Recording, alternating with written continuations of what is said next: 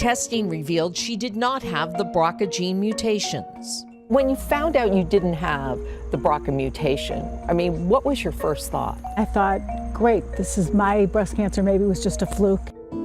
Berger is the mother of 3 daughters who watched her endure a lumpectomy, chemotherapy, radiation, and years of tamoxifen to kill the cancer and keep it at bay. Or so Susan thought, until she got a frantic call from her oldest daughter, Laura, this spring. I was just like, Mom, I have this genetic mutation. I don't even understand what it is. What am I supposed to do next? I don't really know. The genetic mutation was something Laura nor Susan had ever heard about. PALB2, called the 3rd most important breast cancer gene by some experts. I've been doing health reporting for about 15 years, and I read everything. I'm sort of an information sponge, and I thought if I don't know, people just don't know. Doctors started testing for PALB2 in 2014, 5 years after Susan underwent genetic screening. Did you feel like you had been sideswiped? Yes. A PALB2 mutation increases the risk for breast cancer by 58% with a family history, 33% with no family history. It also increases your risk for ovarian and pancreatic cancers. 42-year-old Laura, who found this mutation as part of a fertility workup, feared she was looking at the end of her life instead of bringing a new life into the world. I did think I'm going to die, and I'm going to die like soon. Susan immediately started doing research, but didn't find much. I looked at my husband and I said, I have to write about this. I mean, people need to know. As she worked on her story, Susan and her other daughters got tested. Along with Laura, 69-year-old Susan has the PALB2 mutation, as does her middle daughter, Annie. I have like 3 more family members who have it, and we're all, in this together now. This August, the New York Times published her article on PALB2. The day my story came out, my oncologist emailed me and said, my inbox is flooded with people saying, did you test me for PALB2, or should I get tested for PALB2? At New York's Mount Sinai Hospital, Chief of Breast Surgery, Dr. Alyssa Port, heard the same thing. Why didn't women know about this gene? Because it is much less common, and it's also associated with a somewhat lesser risk of breast cancer. Dr. Port says breast cancer patients screened before 2014 should be tested for PALB2. If you have it, understand the odds you are facing and the actions you can take. You've gotten what amounts to an early warning system. I'm not one to sit and wait to do things, and so I found out I had the mutation in May, and in mid-July I had my ovaries and tubes removed. Susan also plans to have a prophylactic double mastectomy. As for her daughters, Laura and Annie, they will both be monitored closely.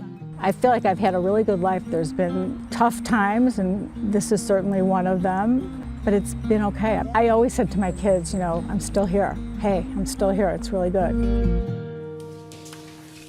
Now, something to keep in mind, less than 1% of all breast cancers are associated with this PALB2 mutation. And unlike the BRCA mutation, experts see no connection between PALB2 and any ethnic group at this point. If you have a family history of breast cancer or other cancers, you're always advised to talk with a genetic counselor. So, Anne, if someone was tested before May 2014, or maybe they're not sure what specific genes they were tested for, do they just call their doctor? Absolutely. It's the best thing to do. Now testing for PALB2 is the standard of care, but it wasn't, obviously, before 2014. So if you got tested before 2014, definitely call your doctor, and the next time you see him or her, ask. Yeah. So Anne, if they do have this mutation, what are their options? Well, you've got a couple of options. First of all, monitoring, and that's the most important thing. They can monitor for breast, ovarian, and pancreatic cancer. And then you can have preventive surgeries, such as having your ovaries removed or a double mastectomy in the case of breast cancer. But monitoring really is the key. And thank you so much for coming in. These are the kind of stories that save lives. There's somebody's watching and then they pick up the phone and we call hope their so. doctor. That's the whole goal. Thank you. To cover the news, you have to be in it. We'll take you to the front lines of the story, bringing your news feed to life. Streaming live every night. It's your news playlist. Top Story with Tom Llamas, weeknights at 7 on NBC News Now. Good morning, everybody. Welcome to Today. Let's go. going to kick off the Pink Power and Breast Cancer Awareness Month. What's the best thing about being this age?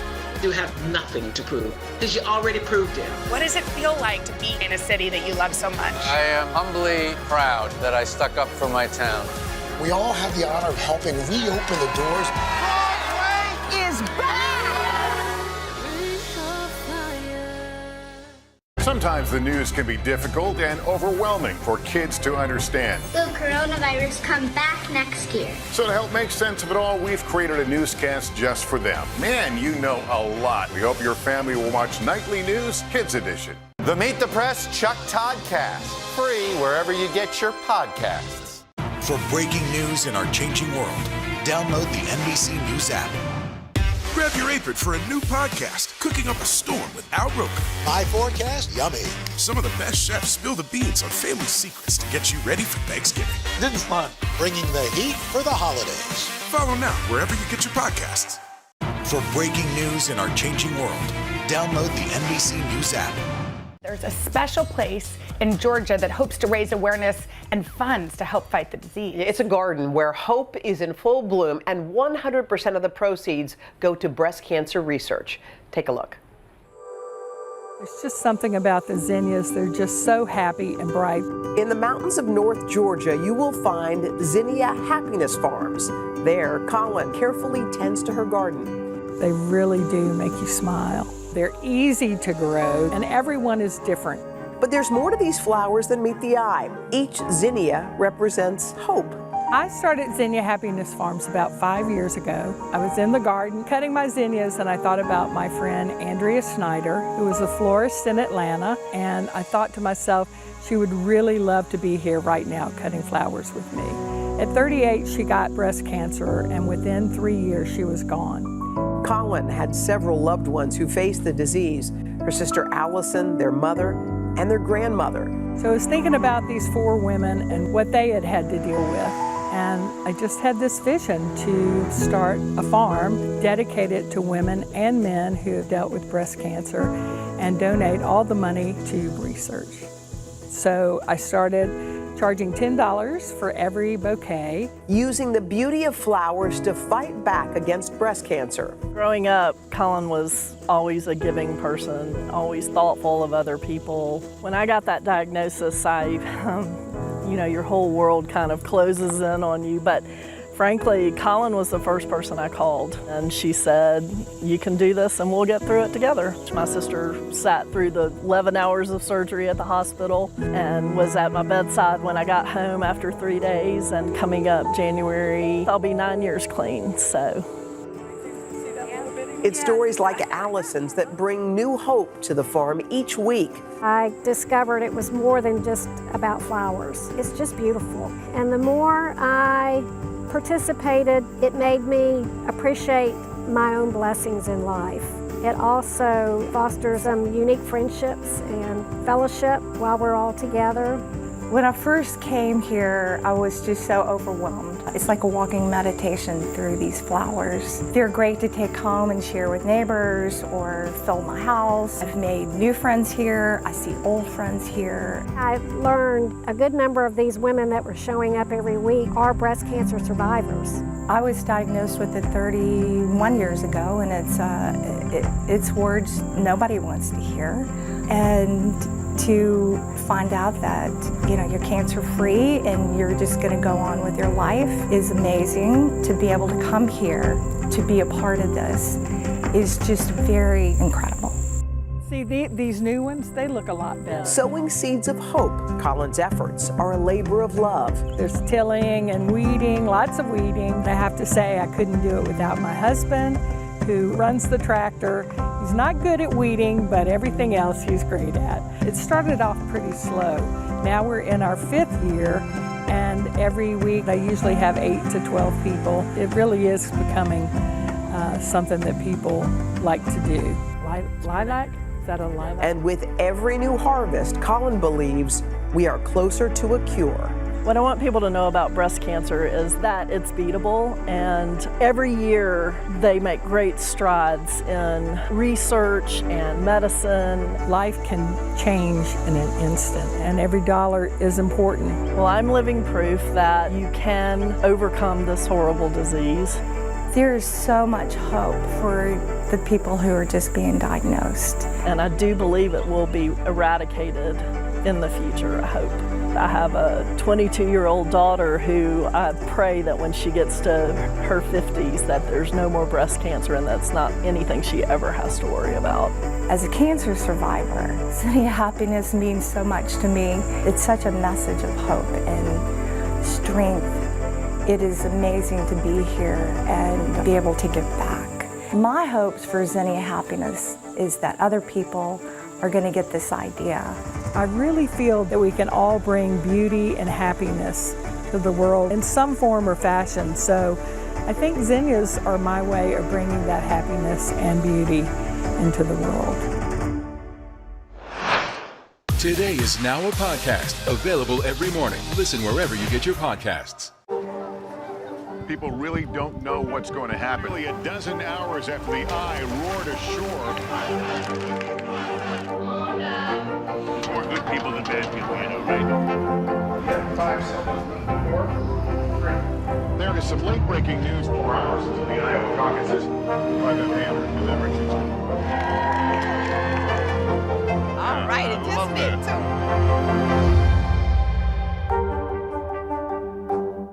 Grab your apron for a new podcast, Cooking Up a Storm with Al Roker. My forecast, yummy.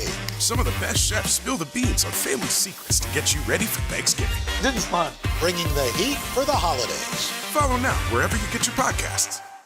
Good morning, everybody. Welcome to Today. Let's go.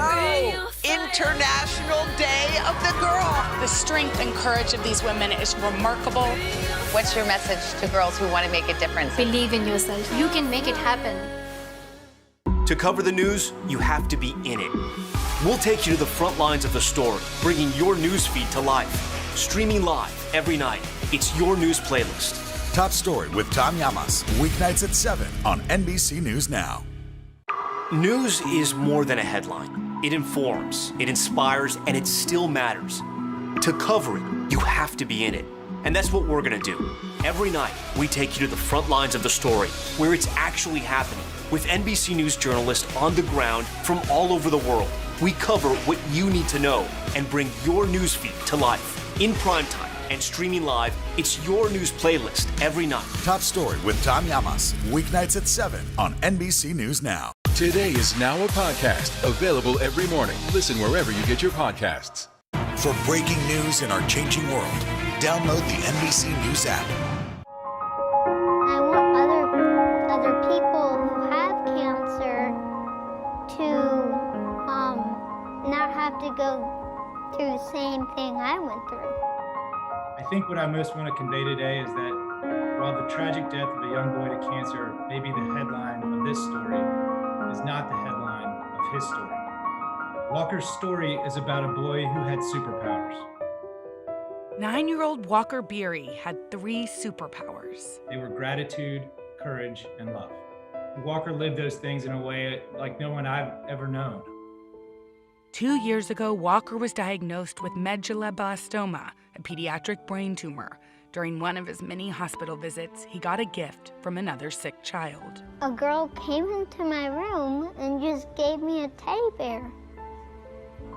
And my nose burned. And what that means is I was so happy, I was about to happy cry. And when that girl got out of my room, I cried for a long time. Walker's passion stemmed from a teddy bear. He realized there's grace and goodness. And after that little gift, it impacted him how much impact he could also have on other people. And so he came home and his sister and he just said, we want to do a lemonade stand, and they did it. And the next day we raised $3,500 for pediatric cancer research. At just 9 years old, Walker started an organization called Kids Join the Fight. It's a big mission with a simple concept: kids helping kids. The mission was something he focused so much on, finding a cure for pediatric cancer and also caring for families that are going through this devastating disease. But the way that we did it was also really important to him. Having a little boy who was fighting for his life, but at the same time thought about others. How would you describe him? Energetic, wild, funny, but also so empathetic. He realized that he could have an impact as well. And in some ways, I think it helped him take his mind off of all the not good things he was going through, the pain, the hospital visits. Walker also learned about this unsettling statistic. Only 4% of federal government cancer research funding goes towards pediatric cancer.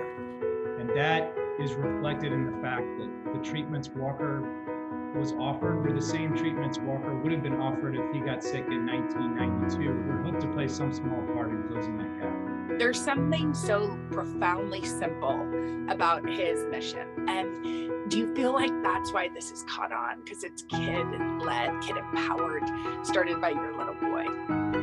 Yes, it's invigorating. You know, all kids have superpowers. Kids join the fight! I have helped by doing a fundraiser with my cousins. This summer we did a car wash in Mississippi. We had jewelry, baked goods, we even had a dog washing station, and we raised about $7,000. We have raised $22,000 in total. Our team's raised about $15,000. Our goal is 25, but we're not stopping. Wow, we're not stopping there. It's important that other kids get involved with helping this because kids are going to be like the future engineers and doctors and scientists that maybe make a cure for pediatric cancer.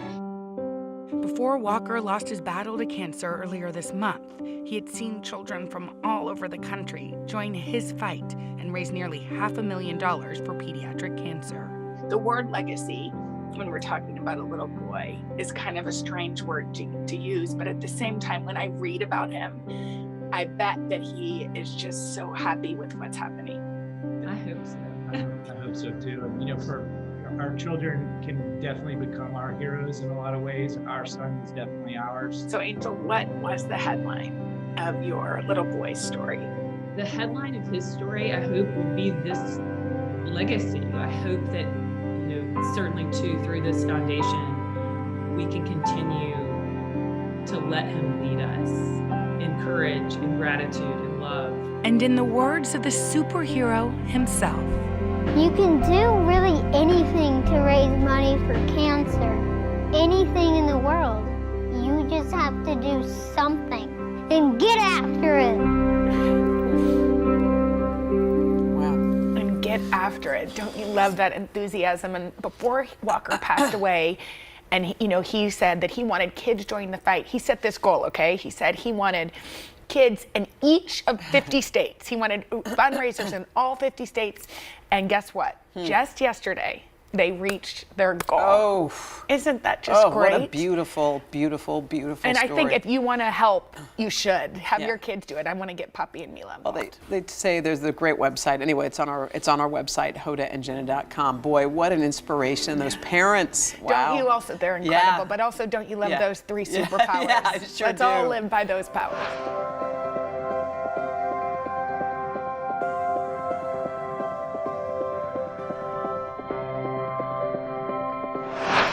If you're a parent, you know how it is. You do almost anything to help your kid, to take away their pain. But what if the only way to help them is to break the law? Medical marijuana can be used by adults, an accepted treatment that is legal in 36 states. But it's not approved for use in kids, with some doctors saying it's effective, others arguing not enough research has been done. That leaves some parents in a tough spot. NBC's Katie Beck takes that on in our Sunday Spotlight. 21-year-old Kara Zartler's life is on the move. Go to the kitchen. She lives with cerebral palsy and severe autism. Her waking hours constantly in motion. This is a pretty normal snack time. Eat and walk around. Despite the obvious challenges, Kara's parents, Mark and Christy Zartler, say their daughter is living her best life. There's Kara. Hello, girl. Functioning better and feeling happier than many painful years of her childhood. They say medical marijuana dramatically improved her life and theirs. She has self-injurious behavior of where she'll punch, her face for extended periods of time. Before cannabis treatments, the fits, as her parents call them, captured here in the 2020 documentary Weediatrics, happened thousands of times a day. Doctor-prescribed medicines didn't help and added horrible side effects. Desperate for a solution, the Zartlers tried marijuana. You saw the symptoms stop just like that. Mm-hmm. And we still do. There's no medicine in our medicine cabinet that's even close. Today, Kara's fits are rare, and a cannabis vapor treatment can end an episode in about 15 minutes. Hey, Kara. Her whole body demeanor was just so relaxed. And she would look me in the eye, and I thought, this is a different person. It was a miracle. Sorry. Their miracle is also illegal. In Texas, where they live, Kara's effective dosage of marijuana is a felony. And prescriptions in most states can be hard to come by, since the American Academy of Pediatrics hasn't endorsed using marijuana to treat autism. Why not just give the stamp of approval for parents to try it? There's really a lack of research on it. What we want to know is it safe and is it effective? We don't really have any data on either of those things. Pediatrician Dr. Bonnie Goldstein has used cannabis to treat autistic patients in California since 2013. How much of this is about getting over the societal stigma of using marijuana? I think a lot of it has to do with the brainwashing and all the propaganda that cannabis is bad. Just getting to a neutral place is difficult. But again, I say let the science lead the way. Adding about 75% of her patients have seen positive life-changing results without side effects. Families facing similar despair often reach out to the Zartlers. The couple shares what's perhaps the best reward of their journey. When she can look me in the eye and when she can smile, my heart just beats and it feels wonderful. For Sunday Today, Katie Beck, Dallas, Texas. Our thanks to Katie Beck for that one. Nearly a dozen hours after the eye roared ashore. There is some late-breaking news. All right,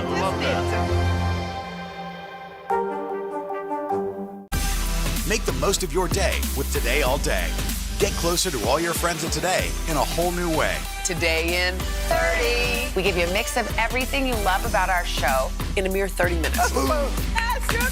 Shop today with Jill Martin. We're helping you shop like never before. The latest styles and biggest names. Today Food. Things are heating up in the Today All Day kitchen. Cooking essentials and recipe inspiration. Get ready. Are you ready? Oh, I'm so ready. Only on Today All Day. This isn't about spending going forward. This is about spending that's already happened.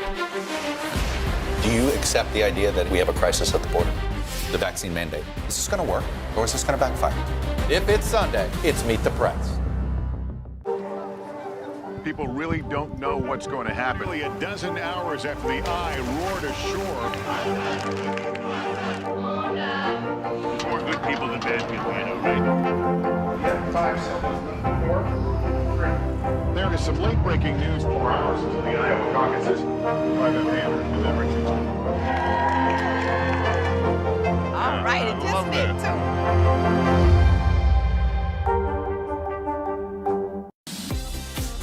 A lot of us likely know the feeling of having a passion that you don't get to pursue, but sometimes life throws you a curveball and suddenly what's really important comes right into focus. Oh, don't you love that? And that's exactly what happened to one father who's sharing his uplifting story with Donna. Yes, his name is Norman Greenstein. And after receiving an unexpected diagnosis, Norman's perspective shifted and he saw the opportunity to fulfill a dream he never thought possible.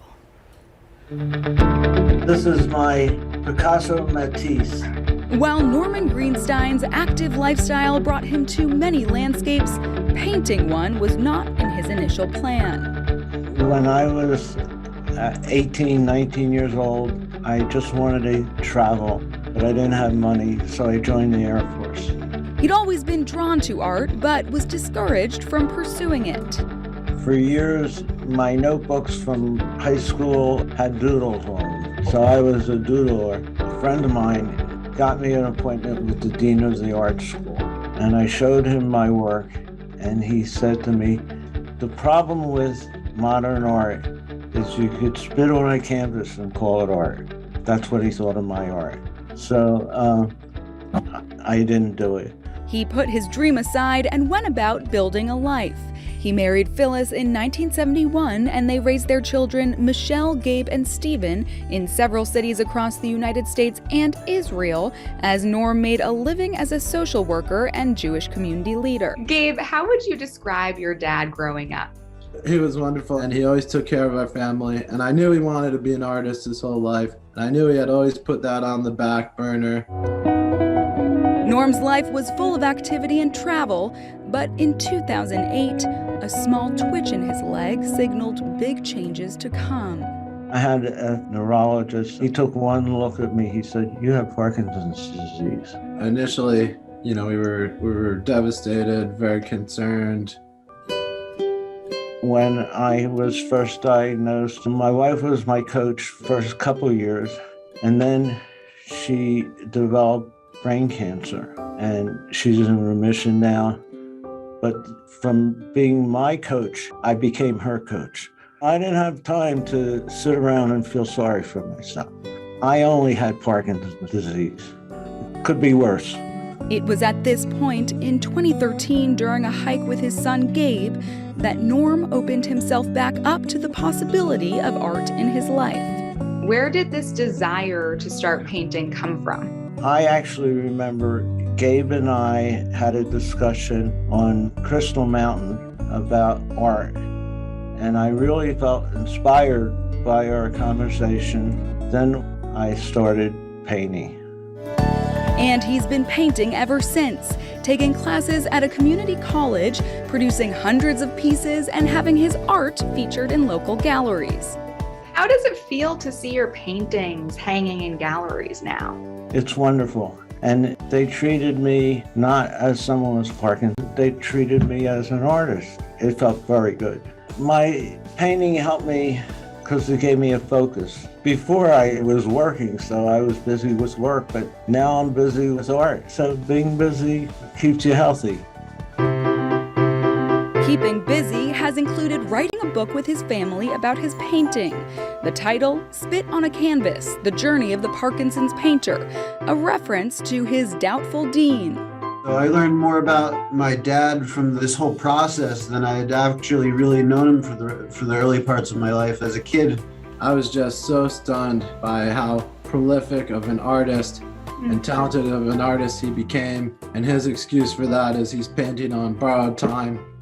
And portions of the proceeds from his paintings and book are donated to various Parkinson's research foundations. I knew my dad was a good guy my whole life, but I'm just so amazed and impressed to be his son and to be able to be a part of helping him in this journey. Stephen, Gabe, how has your life changed since your dad's diagnosis? Stephen has kind of put his life on pause to live with my parents and to take care of them. When I was younger, they took care of me all the time. Now I feel like I can pay them back somewhat by helping to take care of them. Seeing my family working together, I have a wonderful family and I have a good life. What is your message to everyone watching? Don't give up. Don't give up. If you are lucky enough to get some recognition, try to do some good with it. It was so lovely talking to Norm and his two sons. He told me he hopes his story will help inspire others, which it certainly is, and ultimately he wants his book to help play a part in funding a cure for Parkinson's. Oh, how beautiful is that? And it's like, it shows you it's never too late to follow your gorgeous, dreams. Donna, gorgeous. thank you.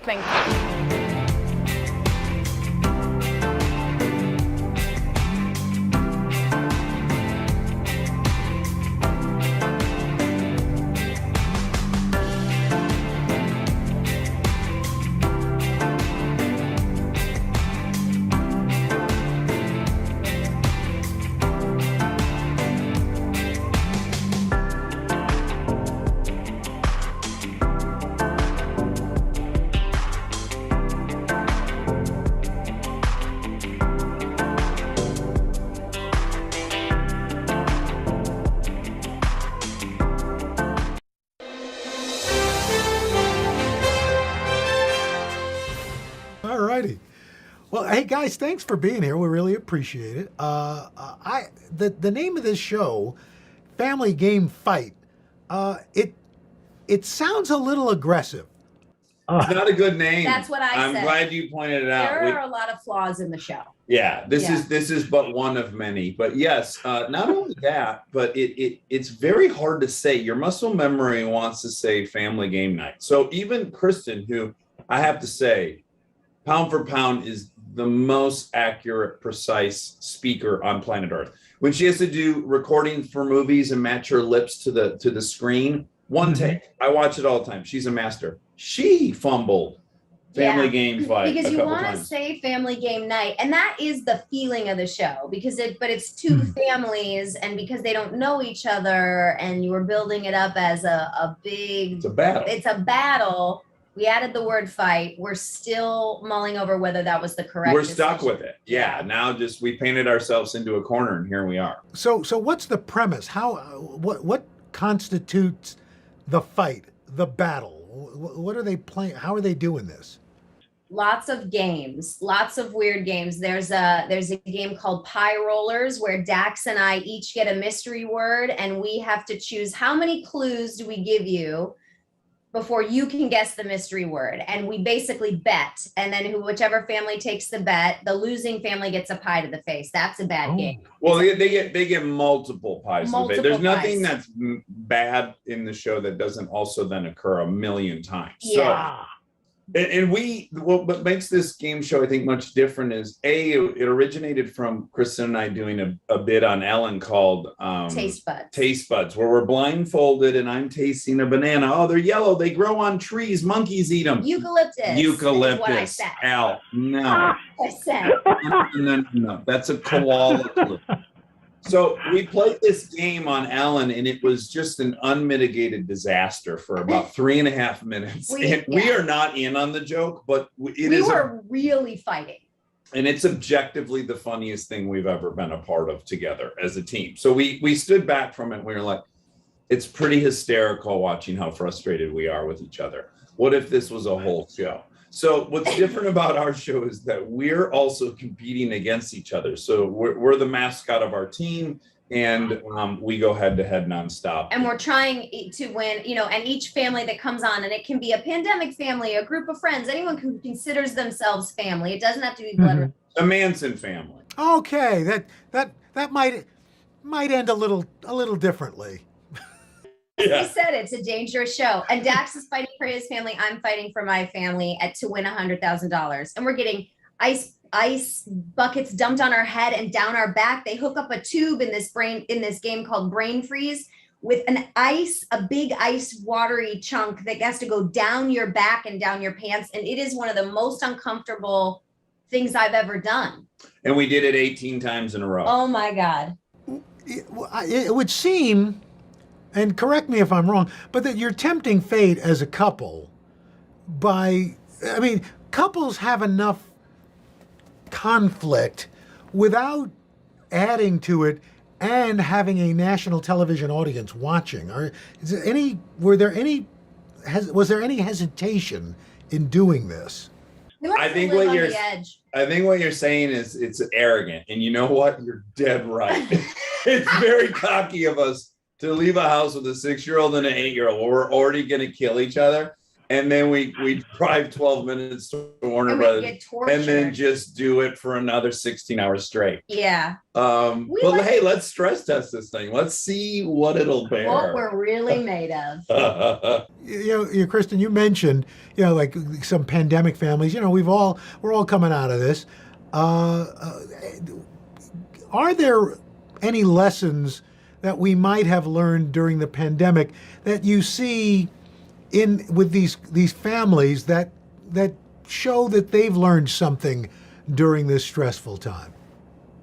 I mean, I would say that a lot of the families that we had on the show, they were very close. They were teammates, and like to the best definition of that. And I think that's because a lot of these people that came on the show, they spent the last 18 months together. And I mean, certainly learned what we learned, which is that patience and grace is key. I mean, when life is busy, you can make an argument that you're allowed to be snappy with someone, but when you're just sitting in a house, you're sort of like, I've got two choices. I could be frustrated with this person because what they're doing is annoying me, or I could just choose patience and grace and give everybody a little bit of a free pass like I would be asking for. And so the families seemed, I mean, there was a group of Bruins football players, there was firefighters, a group of firefighters that had spent the whole pandemic even like working together, because that stuff doesn't shut down just because we have to stay indoors. A group of sisters that spent it together. But you're right. As the saying goes, you find out who your friends are in adversity, not in triumph. So I think for the last year, they've really figured out like, oh yeah, who would I pod with? Who can I count on to do this? Who do I trust? I think a lot of people have come out of this with a sense of like who that core is. I'm fascinated by the choices you guys make in that. So here you are squished together during this pandemic with your kids, and admittedly driving each other nuts. So you get out of the pandemic, and the first thing you do is get into an even smaller space in an RV and start driving. So explain that choice to me. Okay. I mean, is this a 6-hour segment? Because I got to start by saying I'm 46. Time is boogieing by. I mean, it is blowing by. Al, I'm sure it's going even at a faster rate for you. I'm committed. I'm old. Well, not just that you're old, but time it collapses on itself, right? Sure. So a year for me is 1/46 of my life. For my 8-year-old, it's 1/8 of her life. Those are different. So I'm obsessed with novelty. I think when you are experiencing new sights, new smells, new tastes, that you are actually slowing time down. You're taking in more data and you're slowing time down. My example would be you go on vacation. First 3 days, you're like, man, I feel like I've been here for a week. Last 2 days are like that. So if you just keep that motorhome moving, you never get to those last 2 days. And do you feel the same way, Kristen? I do. Well, that's also a very, very good argument. And in our house, the best, most sound argument wins. So I can make arguments that like, well, it might be slightly uncomfortable in the motorhome. And then when I look at those two arguments in comparison, I'm like, yeah, I'd take a tiny amount of discomfort, which it really isn't, for a time stretching out. And for some reason, our family, the four of us, have learned how to cooperate in a small space better than a large space. And oddly, I would say that brings back to the pandemic lesson. You make different choices when you can't escape. When you are with someone face to face all the time, you choose wisely, I feel like, and you can, we got along great. The girls like barely fought. I think we do have some history of like, as a little team, we'll go away, Kristen will go work somewhere. So all four of us go to a hotel for some period of time. We fly together. We do. I think we've had like a lot of little compartment. One of them's knocking at the door, even though they know they can't. You take the question, I'll get the child. Hold on.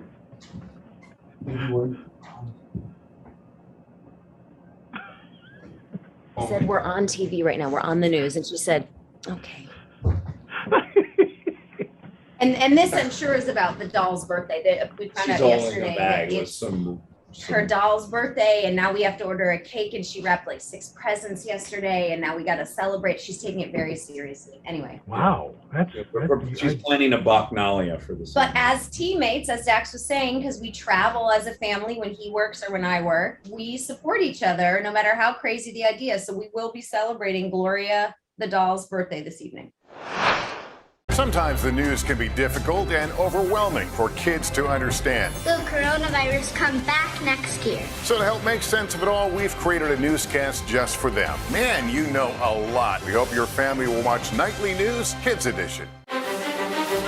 This isn't about spending going forward. This is about spending that's already happened. Do you accept the idea that we have a crisis at the border? The vaccine mandate. Is this going to work, or is this going to backfire? If it's Sunday, it's Meet the Press. People really don't know what's going to happen. Nearly a dozen hours after the eye roared ashore. More good people than bad people, I know, right? 5 seconds. 4, 3. There is is some late-breaking news 4 hours into the Iowa caucuses. Private Manor with everything. All right, it just made too.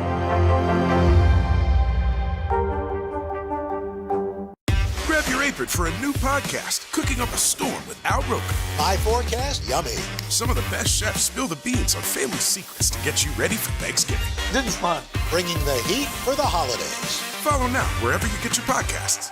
Sometimes the news can be difficult and overwhelming for kids to understand. Will coronavirus come back next year? So to help make sense of it all, we've created a newscast just for them. Man, you know a lot. We hope your family will watch Nightly News Kids Edition. Here's the thing, and you talk about, Dax, you talk about gender assumptions. And I think people always assume that boys smell worse than girls. And as the father of 2 girls and a boy, I can tell you that that's not necessarily so. And I understand that there's an issue in your house with that. Well, they smell like vinegar, and I can't compare them to boys, but it's all kids. And I think you're referring to when we bathe them. It's a smell test. It's a foot smell test. And then you just pop them in the water or the shower or the bath. Yeah. But prior to that, it's too much work. So it's every couple Especially of days. in the summer. So something happens in summer, right? You loosen up the bedtime. All of a sudden we realize like, oh geez, now we're watching TV with these kids at like 11 p.m. This went off the rails. And then you're just bathing them far less, and you're kind of leaving them in charge of it, which they're bad at it. And then a whiff will hit you and you go, oh, it's time. Yeah. In fact, it was probably time yesterday. Yeah. Yeah, but here we are. So was that the impetus for your line, Hello Bello, for like soaps and products for kids? Get them clean. Our kids were because we we're overpaid and we live in Los Angeles. So we had our any product that might have been fantastic, we had access to, we could afford. And at a certain point we were like, it's kind of weird if you live in Michigan where we're from and you are middle class, you probably can't have all the stuff we had. And we were just in a really weird position where we could approach a Walmart and start with the economy of scale that allowed us to do really premium, healthy, organic stuff for half the price of the other stuff. We say it's your mom's ingredients at your dad's prices. And we make the amazing diapers. Hello Bello has the best diapers. And they come in a diaper box when you get the bundle that turns into a toy. Like it'll turn into an airplane. It's like a foldable box. So it's race car. Yeah, or a race car or a lemonade stand. We're trying to make it very cool. Or kindling for your fire in the winter. Oh, even better. And then a lot of good. It's like the Transformers of kid stuff. Yeah, we're trying to make it fun and all the stuff you would need for a baby or a kid. And we're putting a lot of thought into it and trying to bring it to the masses because it's about half the price of anything else. So the girls aren't babies anymore. What now that they're out there and they're these independent, free thinking, free range kids, what are they coming home with that still just kind of gobsmacks you sometimes? Well, currently, into our great horror, our 8-year-old has taken an interest in musical theater. So what's great is, this is really what we're dying for as parents is like you push all this stuff on them 0 to 8. Why don't you try soccer? Why don't you try this? Our life was just taking them all these places they didn't want to be. And we did not push acting because we want nothing to do with it until they're older. We don't want to drive to auditions and stuff. So lo and behold, she's studying like crazy. She's learning like reams of dialogue and songs, and she's just on fire for it. And we're not a part of that. It's just happening, and that's kind of interesting. Yeah, it's a parenting theory where you just follow the kid, and so we kind of got to follow it. She's loving it. She's doing a lot of little plays. I shouldn't say little. She's doing a lot of plays, and she's doing a great job. Yeah. And the younger one is all over the place. Yeah. We don't know what her deal is yet. Planning. Apparently she's an event planner in the making because she has a birthday party for a stuffed animal at least once a week. Yeah. Hey, everybody's got to have a skill. Welcome to Today All Day. All day? Today, all day. All day. This is a long way of asking who's your favorite character you've ever played? The unicorn. The unicorn. You gotta have the unicorn. What is she right there? That's why you're saying all these nice things? Yeah, she gave me the look. Sorry to disturb your day. Everyone's mad at you, Willie. Better make this fast. I don't want the wrath of Luna. When I see you, I always think, I wonder what his quote would be. Give us 6 minutes and we'll ask as many questions as we can. Welcome to Cold Cuts. Cold cut, cold cut. My buddy Cal cooking with me. Dads don't babysit. It's called parenting. What was the first book you remember loving? Heart Smart Today with simple exercises to strengthen your heart. Make the most of your beach days. It's all about the tracksuit now. How good do they look? I now pronounce you husband and wife. Kiss the bride.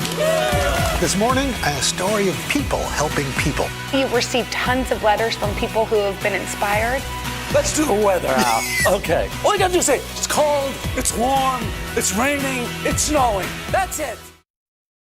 For breaking news in our changing world, download the NBC News app. Make the most of your day with Today All Day. Get closer to all your friends at Today in a whole new way. Today in 30. We give you a mix of everything you love about our show in a mere 30 minutes. Shop today with Jill Martin. We're helping you shop like never before. The latest styles and biggest names. Today Food. Things are heating up in the Today All Day kitchen. Cooking essentials and recipe inspiration. Get ready. Are you ready? Oh, I'm so ready. Only on Today All Day. News is more than a headline. It informs, it inspires, and it still matters. To cover it, you have to be in it. And that's what we're gonna do. Every night, we take you to the front lines of the story, where it's actually happening, with NBC News journalists on the ground from all over the world. We cover what you need to know and bring your newsfeed to life. In primetime and streaming live, it's your news playlist every night. Top Story with Tom Llamas, weeknights at 7 on NBC News Now.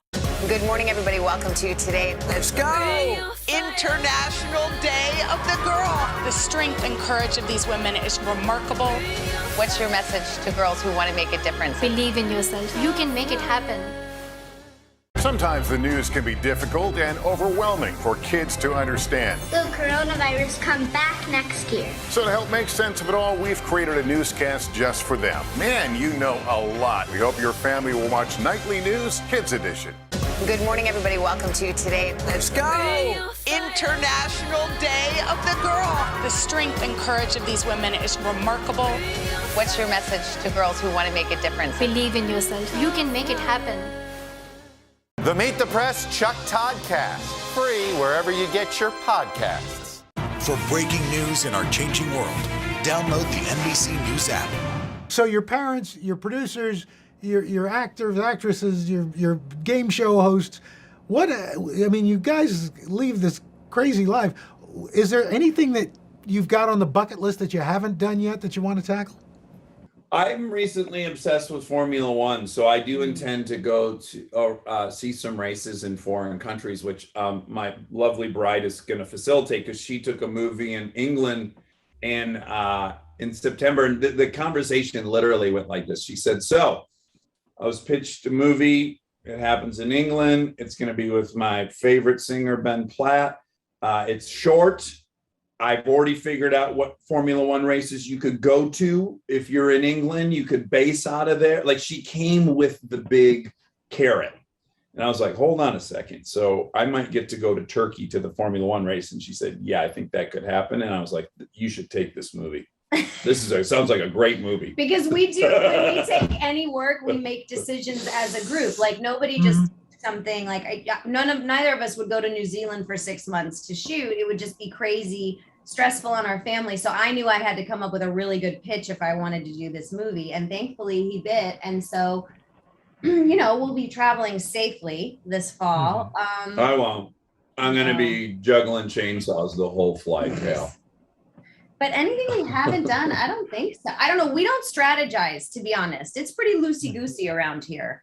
It is. And I got to say, it's a great, great freedom. I lamented about time moving faster, but the freedom of getting older is that I don't have aspirations anymore. There's no one I'm trying to be. We're just here. Sometimes someone calls and says, you want to come over and do this thing? And then we do it. Like it's it's transitioned, at least for me, where it's like the goal has kind of been erased, and I love it. So now it's just really about process every time. Like, would that be fun for us? Would we enjoy doing that? And that's a humongous luxury that is new to us. You know, I'm a huge animation fan, and I would say you both have some pretty cool animation projects coming up. Some cooler than others, but yeah. I'm in the Paw Patrol movie, which I did with the sole goal of having something my kids would be excited to see me in. It's a very egotistical driven decision. And as luck would have it, in about the 2 years it takes to make a movie, I've noticed we're not watching Paw Patrol as much as I would like. I had this whole fantasy where they were going to be counting down the days till Friday. I was going to take them to the movies. We're going to do popcorn the whole night. And I'm like, hey guys, no one wants to check out Paw Patrol this weekend? Wait, you guys are watching sitcoms? When did this happen? How about you, Kristen? Well, two of my friends had this idea to create a kids cartoon in the wake of a lot of arts programs being cut from public schools because the budgets just aren't there. And music was so pivotal to me. It brought me to acting. It brought me to so many different things in my life. So we created this show called Do Re Mi. It'll be on Amazon in September. And Do Re and Me. Do Re and Me. I play me. And it's about three little songbirds, and it is entertainment for children, but we have pushed in a lot of there's music theory ideas. They live in this place called Bebopsburg, where like instruments grow on trees. We talk about different instruments, then we talk about different types of music from around the world. And it's really a music education class, but masked as a kid's cartoon. So your kids are sort of absorbing all these things that data and science tells us helps their brain with math, with communication, with social activities. Like music actually does that for your brain. It's why they play Little Einstein for babies when they're in the womb. It really does great things for your brain. And so, yeah, these three little songbirds, and then we'll have like games to go along with it that will be educational, where the kids can make their own music and they can learn how to, have teammates in a band and stuff. So we're really hoping that fills the gap of music education for kids, because I think every kid deserves it.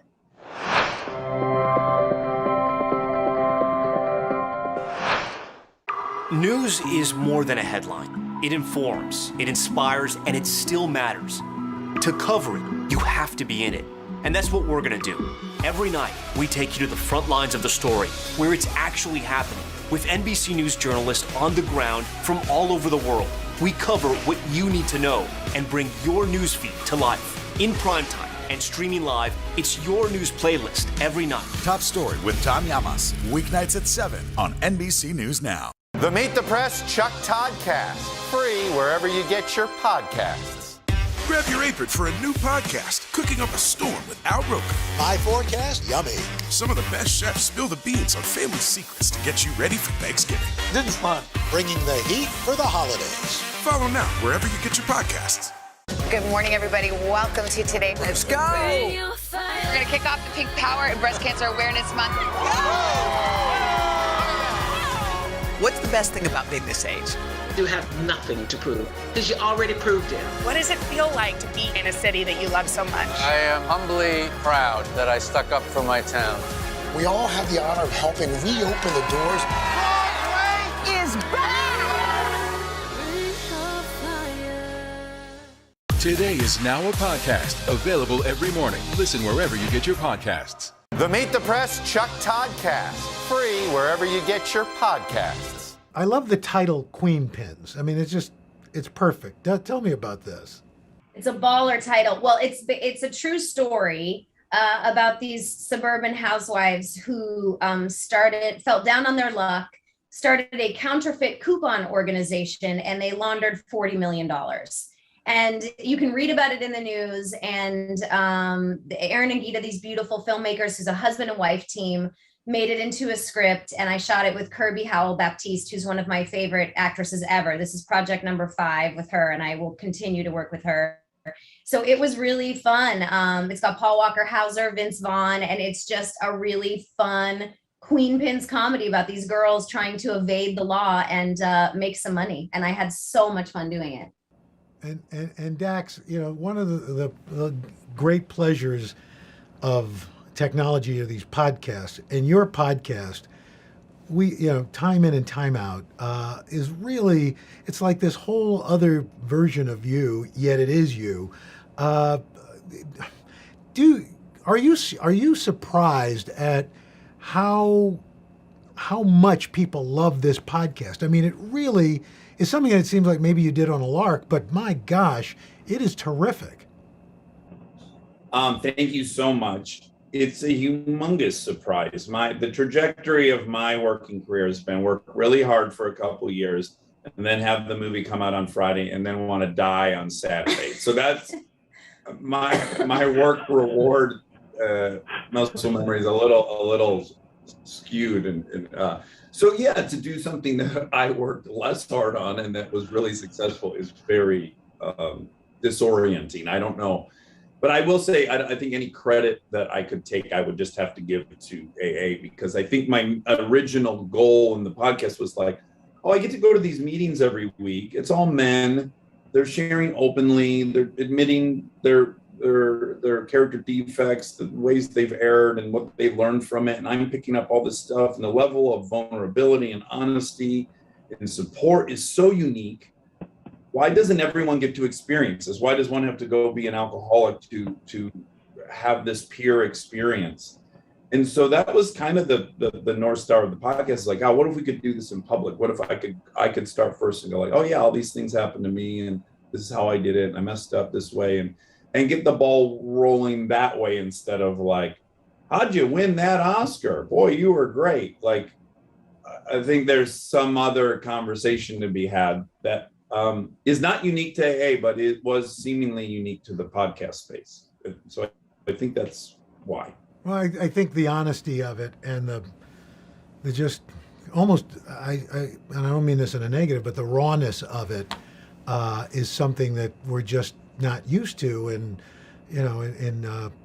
pop, our pop social world right now. I try when I'm feeling very lofty about myself, I think of it as a bit of an antidote to 140 characters, a curated life of pictures on Instagram, all these things that are snapshots. I'm much more interested in like the whole thing and not the time that you got the angle where I actually look like my nose is average size. Like that's not what we're after. Well, it succeeds, my friend, and to both of you. And before we go, I circle back to Family Game Fight.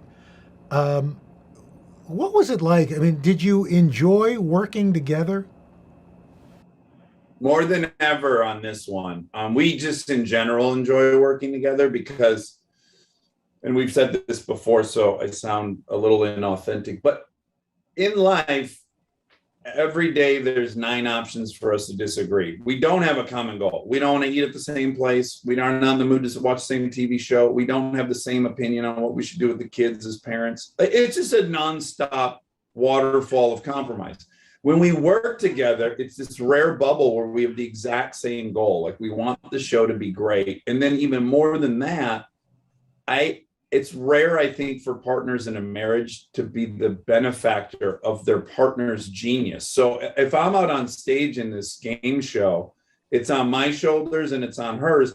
And she is like, she's John Stockton and I'm Malone, or vice versa. Or she's, I'm Pittman, she's George. Like I look at her and I go, oh my God, she's going to do more than half the lifting, maybe even more than half the lifting. She's so good at this. Watch her go. Oh my God, I feel safe in like my teammate. It's just a rare thing, I think, to get to experience in a marriage.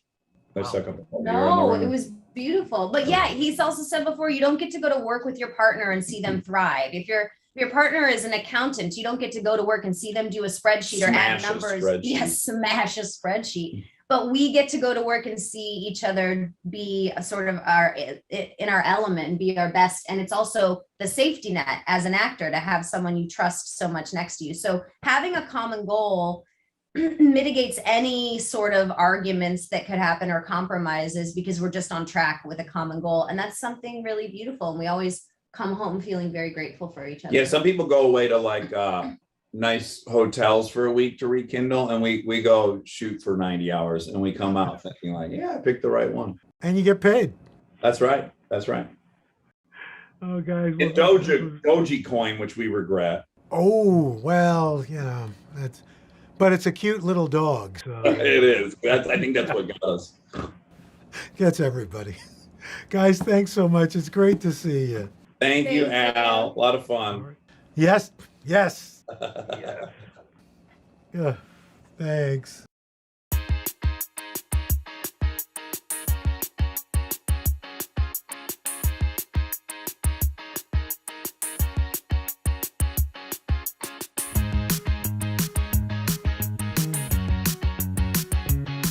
Welcome to the Today All Day Kitchen. Thanksgiving is just around the corner, so today we're cooking up an all-star feast. And making our favorite takes on classic holiday dishes. I'm kicking things off with a juicy marinated turkey and my favorite turkey tips. And I'll whip up my favorite stuffing made with sourdough and challah. And it just wouldn't be Thanksgiving without the perfect sweet potato pie. I'm Jocelyn Delk Adams. I'm Jay Cohen. And I'm Alejandra Ramos. And this is Today Food All Stars. Let's get cooking.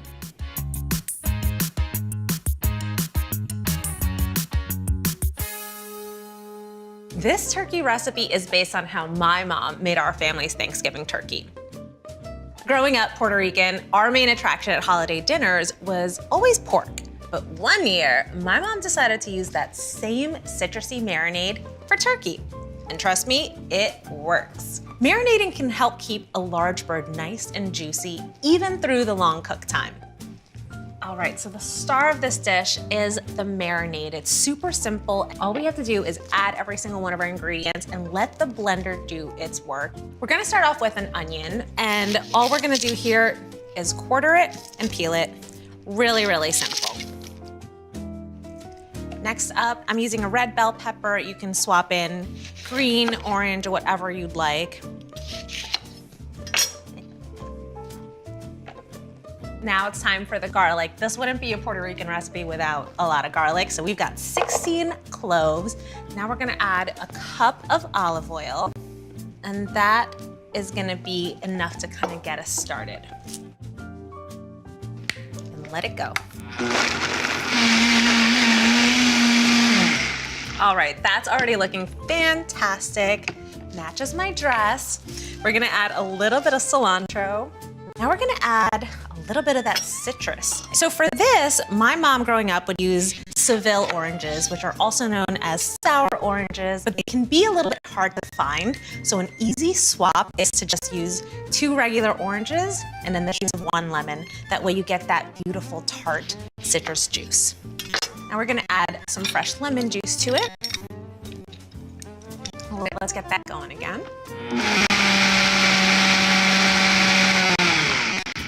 We're gonna add some smoked Spanish paprika to this. It gives the bird a gorgeous color after it's roasted. That's what I love. We're also gonna do some black pepper and then salt.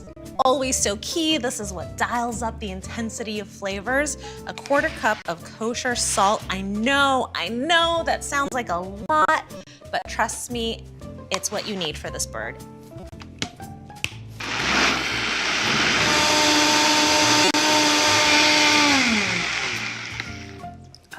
Amazing. How beautiful is that? So our marinade's done. Gonna let that hang out for a little bit and move on to making our herb butter.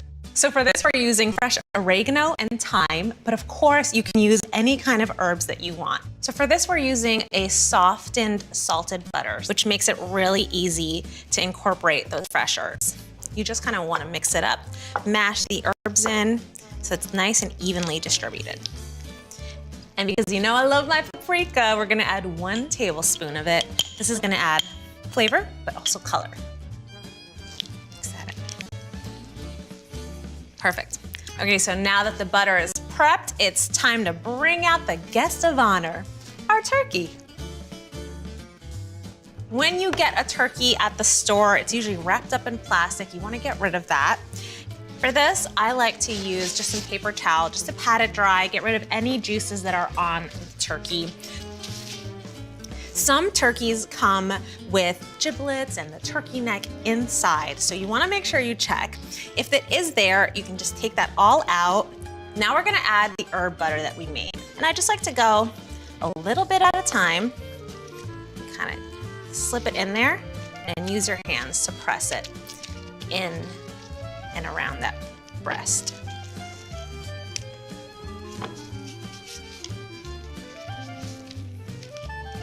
I also like to add a little bit of the herb butter inside the cavity. Just kind of spread it around in there. The more butter, the more flavor. And this is the easiest part. All you have to do is pour that beautiful creamy marinade right over the bird. I like to do this on a rimmed sheet pan so that it holds any kind of overflow. All right, that is one beautifully marinated bird. Happy Puerto Rican Thanksgiving. Now I'm gonna prep a few vegetables to stuff inside the turkey cavity. This is gonna add a lot of flavor as the turkey roasts. So for this, I'm using an onion, and all we're gonna do is quarter it. Don't worry about peeling. This is really just about the aroma. Take the garlic, and we're just gonna cut it right along the side like this, just to kind of release the garlickiness. I've got 1 orange to reflect those delicious citrus flavors in our marinade, and 1 lemon. So what we're gonna do now is just stuff all of this inside the bird. Just get as much as you can in there. What's great too is those citrus fruits, as they cook, the juices will kind of come out. So fantastic. Now, just to kind of keep things under control as it cooks, keep things decent, we're gonna tie the legs a little bit. And this isn't a fancy truss, that's not my jam. I like to keep it really simple. And our final step before we put the bird in the oven is to add some broth and some fun flavors to the base of our roasting pan.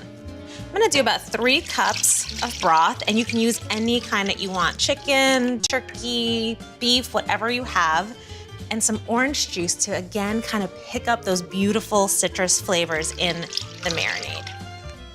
Now we're gonna add some fresh herbs. Just gonna drop it in. This will sort of infuse that broth as it cooks. So it's like it's gonna have this beautiful herbal steam bath. A little aromatherapy for your turkey. Some fresh oregano and a few bay leaves. So now we're gonna cover our bird with some foil before it goes into the oven, just to kind of keep things nice and hot inside.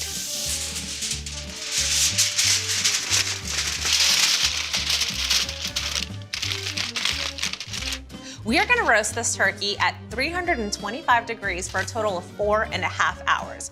About halfway through, take the foil off and add another cup or 2 of broth to that roasting pan. Time to roast the turkey.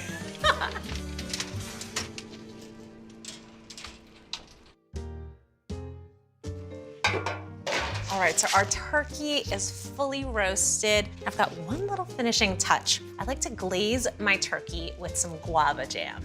This is Puerto Rican. We're going with those delicious tropical flavors, and guava is one of my favorites. If you can't find guava jam, you can always use something like apricot or even raspberry. For this, I'm using a pastry brush. So you just dip it in and paint. Guava is one of my favorite flavors. This is like the smell of home to me. I'm a sucker for that savory, sweet combo. That looks amazing. Now to set the glaze, we're gonna pop it back under the broiler for just about 3 to 5 minutes, just until it's set.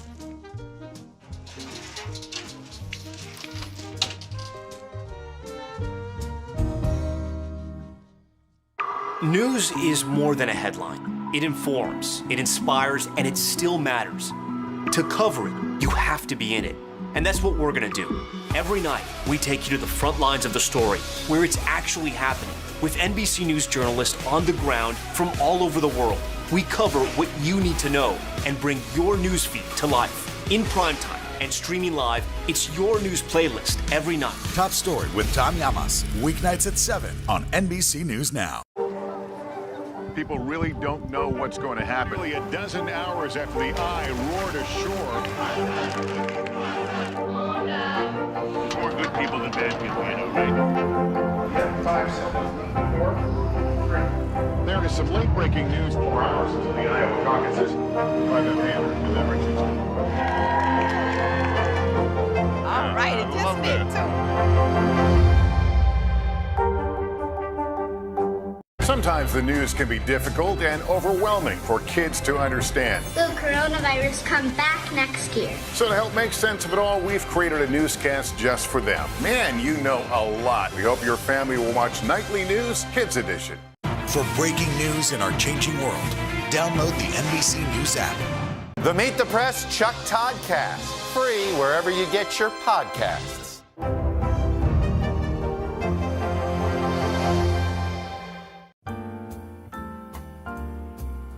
All right, so I always bring the beautiful bird out to the table on a platter, but after we say grace, I bring it back into the kitchen because nobody wants to carve a turkey on the table.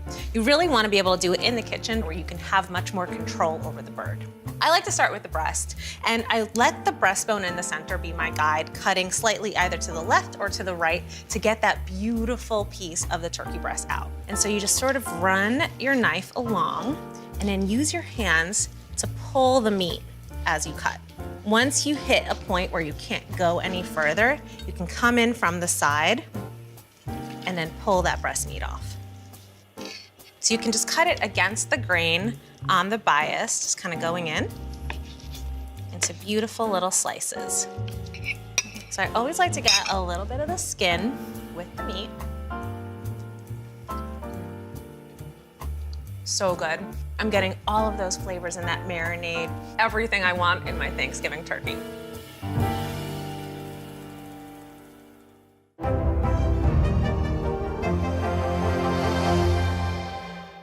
Grab your apron for a new podcast, Cooking Up a Storm with Al Roker. My forecast, yummy.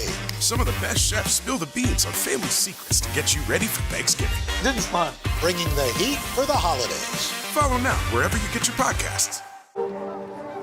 People really don't know what's going to happen. Really, a dozen hours after the eye roared ashore. More good people than bad people, I know, right? 5 seconds. 4, 3. There is some late-breaking news 4 hours into the Iowa caucuses by the mail-in deliberations. All right, it just me too.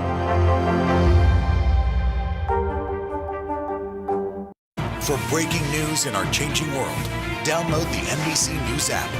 Sometimes the news can be difficult and overwhelming for kids to understand. Will coronavirus come back next year? So to help make sense of it all, we've created a newscast just for them. Man, you know a lot. We hope your family will watch Nightly News Kids Edition. Grab your apron for a new podcast, Cooking Up a Storm with Al Roker. My forecast, yummy. Some of the best chefs spill the beans on family secrets to get you ready for Thanksgiving. This is fun. Bringing the heat for the holidays. Follow now wherever you get your podcasts. Today is now a podcast, available every morning. Listen wherever you get your podcasts. This isn't about spending going forward. This is about spending that's already happened. Do you accept the idea that we have a crisis at the border? The vaccine mandate. Is this going to work, or is this going to backfire? If it's Sunday, it's Meet the Press.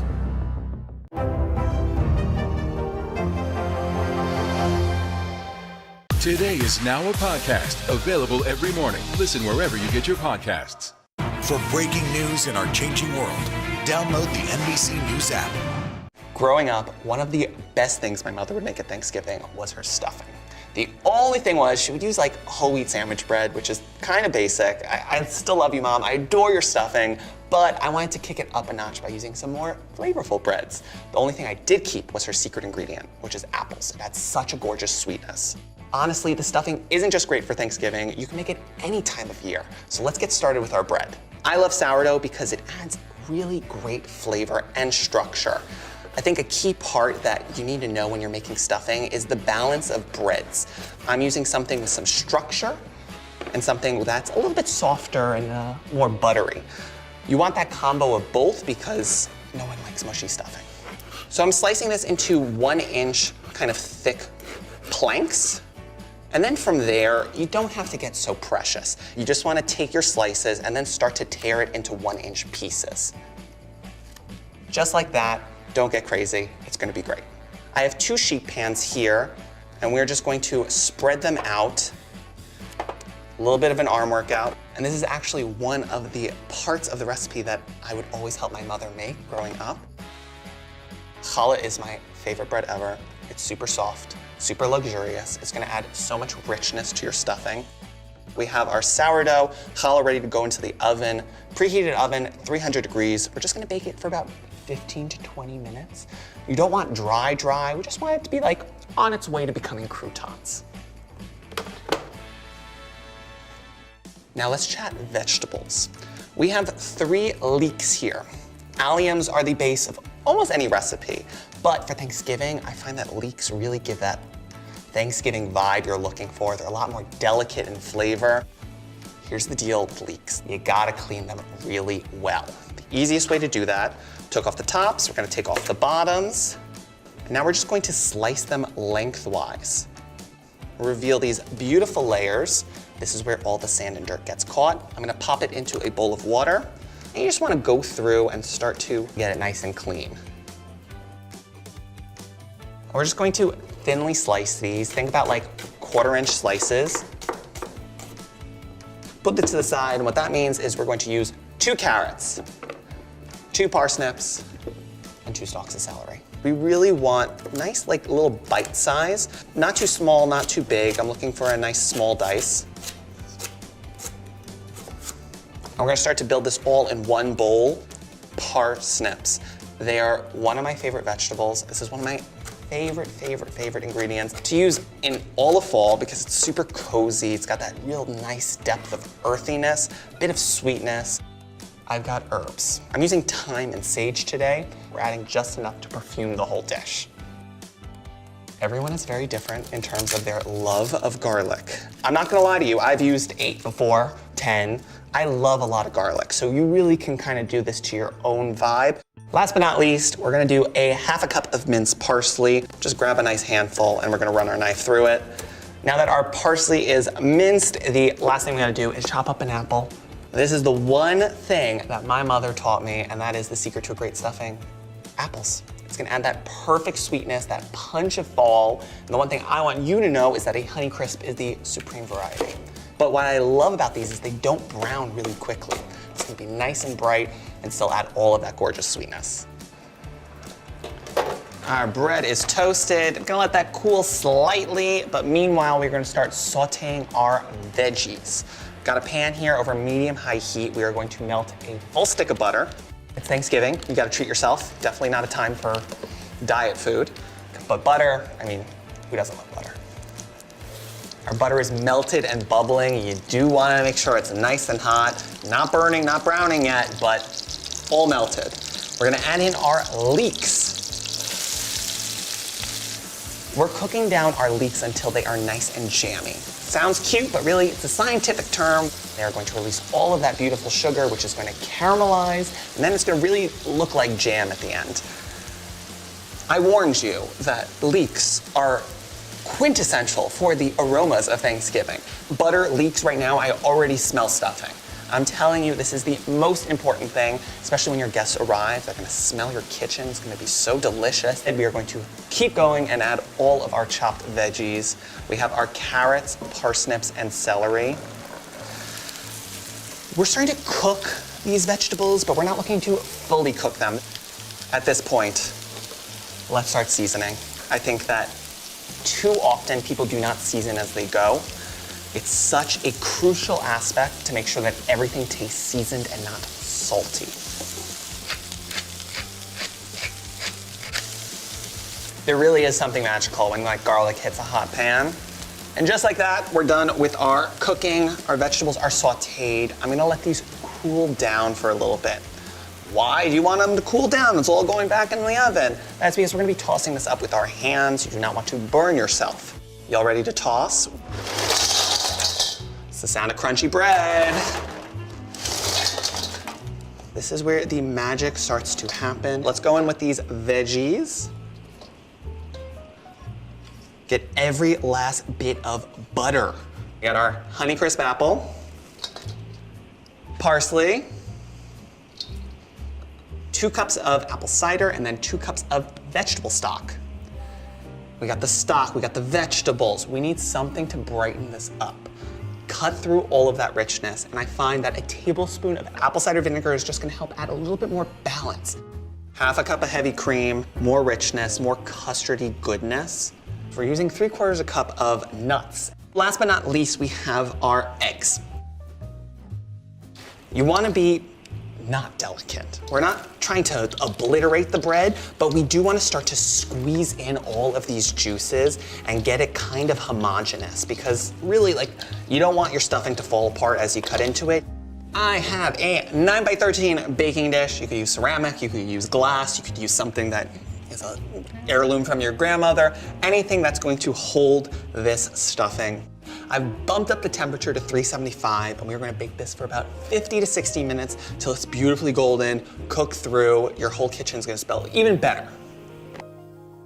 Now this is a stuffing. You have the nice little golden bits of crispy bread. The center is going to be nice and delicious, and I've soaked up all of the flavors of our vegetables, herbs. You got the apples. This is going to be a stuffing your family's gonna be talking about forever. Let's give it a try. I'm a big believer in the corner piece. You worked for this, you get it. Great bread to veggie ratio.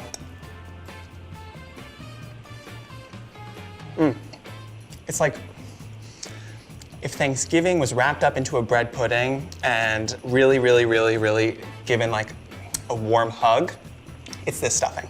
I'm gonna keep eating this, but have a happy Thanksgiving. Good morning, everybody. Welcome to today. Let's go! International Day of the Girl. The strength and courage of these women is remarkable. What's your message to girls who want to make a difference? Believe in yourself. You can make it happen. Good morning, everybody. Welcome to today. Let's go! We're going to kick off the Pink Power and Breast Cancer Awareness Month. What's the best thing about being this age? You have nothing to prove because you already proved it. What does it feel like to be in a city that you love so much? I am humbly proud that I stuck up for my town. We all have the honor of helping reopen the doors. Broadway is back!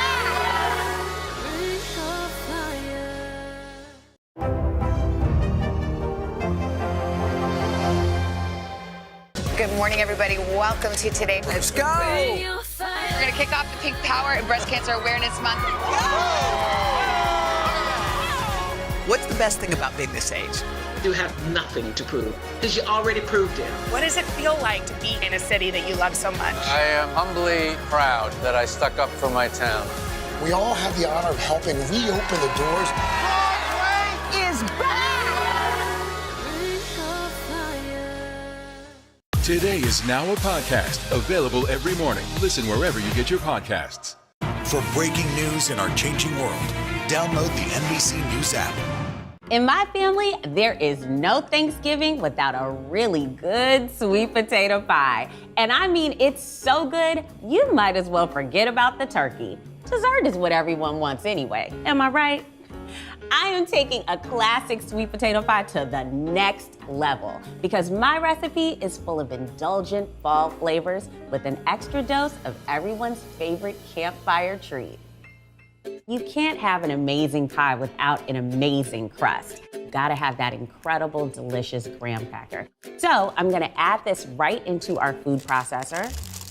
And here's another thing, if you don't have these available, you can also buy the crumbs right in the grocery store already ready. And you really wanna create some nice crumbs here, pretty fine. So just make sure you get these grinded all the way down.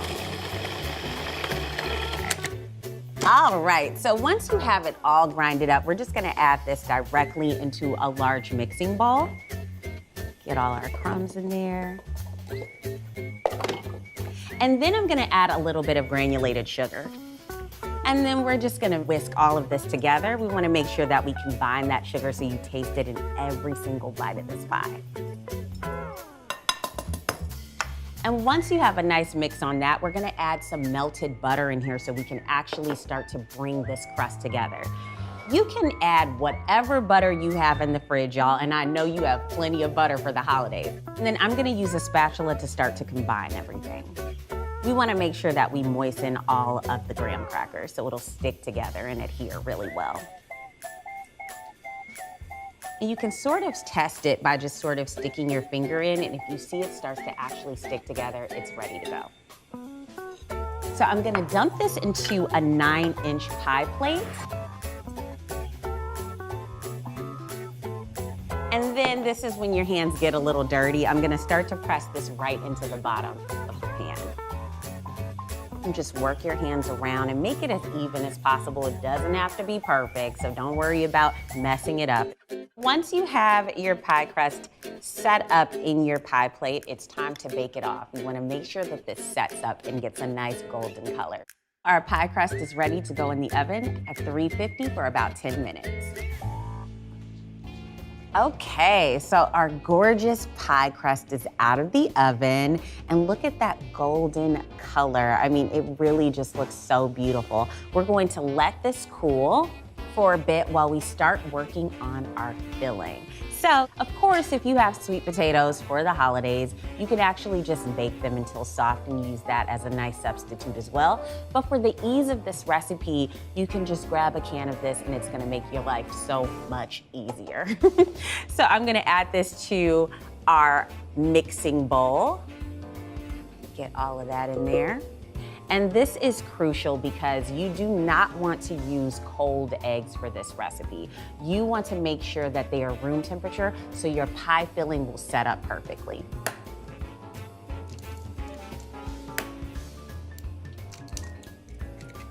And we're also gonna add 1 egg yolk.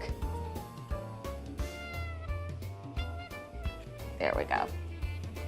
And now we're gonna add some dark brown sugar. And I'm just gonna scoop that in, pack it down, and add that right into our mixer as well. And finally, I'm going to add some vanilla extract. You wanna make sure you use the real thing. All right, and we're gonna mix that all together.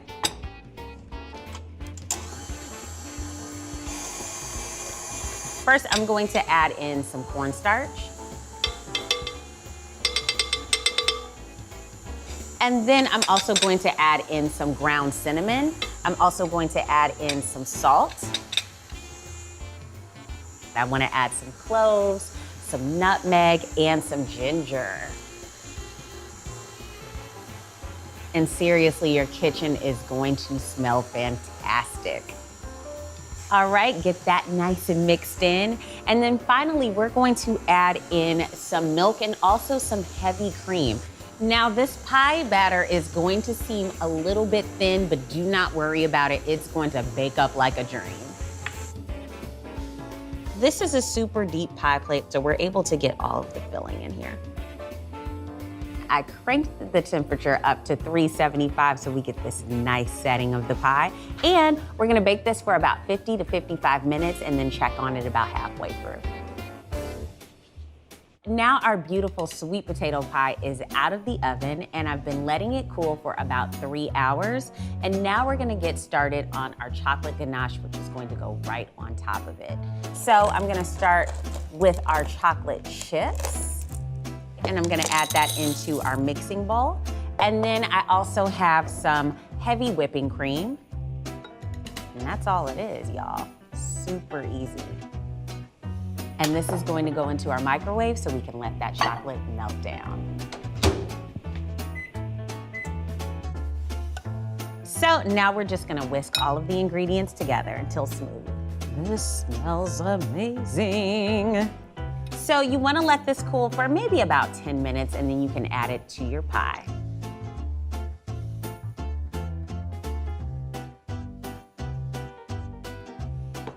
And then I'm just gonna take a tiny offset spatula and spread that around.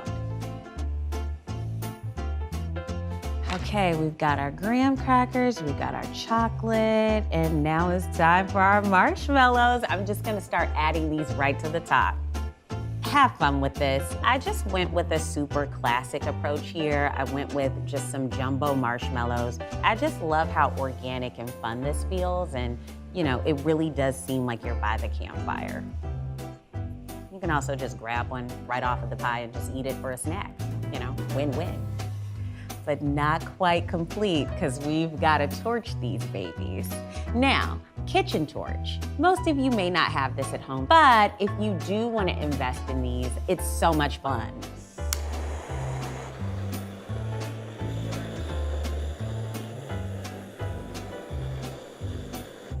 You put this on the table at Thanksgiving and people are going to just gasp. You just can't deny wanting a piece of this, right?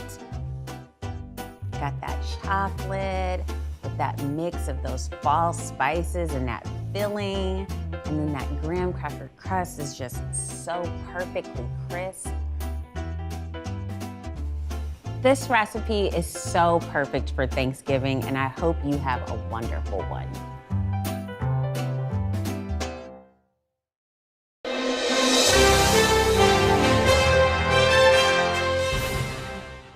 Mitch, first I want to say I love seeing your face. Oh, thank you. There's something about you and your presence, and when you walk into a room, something happens. We should point out, as we're sitting down to do our podcast, you did not come in alone. You came in with 2 young kids who were from Haiti, from the orphanage that you care for. Right. And look, there's a lot of things you could be doing in this moment, and your eyes are full right now. Like, I feel like they're full. I guess, why? Why take care of orphans?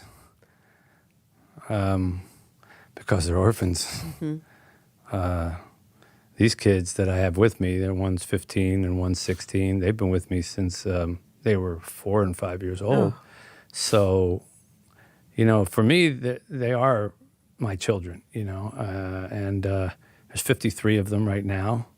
There'll be more, and then some of them are going off to college, so we're losing them, we're getting them in.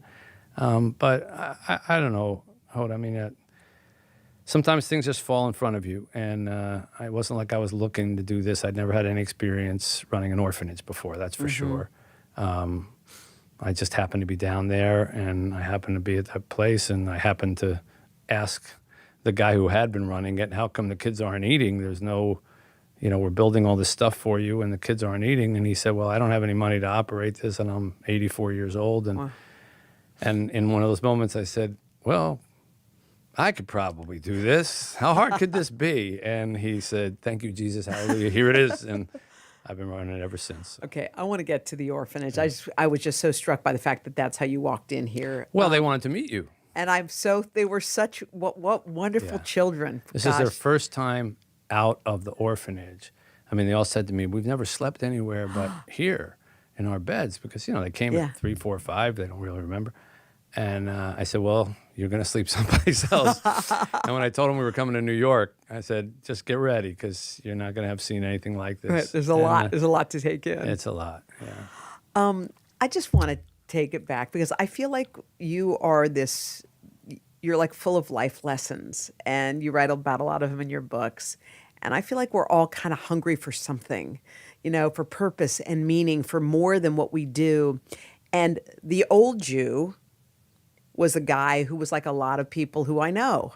The guy chasing it, the guy running after it, the guy getting, you're an award-winning sports writer, man. You had it all happening. Money was coming in, fame was coming in. You had it all going. And yet somehow in those moments, you didn't feel fulfilled. No, I'm not alone, like you suggested. And it happened right at my mid-30s, that I was lucky enough to have an intervention by fate. I happened to see Maury Schwartz, who was an old college professor of mine, on TV talking to Ted Koppel about what it was like to die. It was the first that I even realized that he was dying.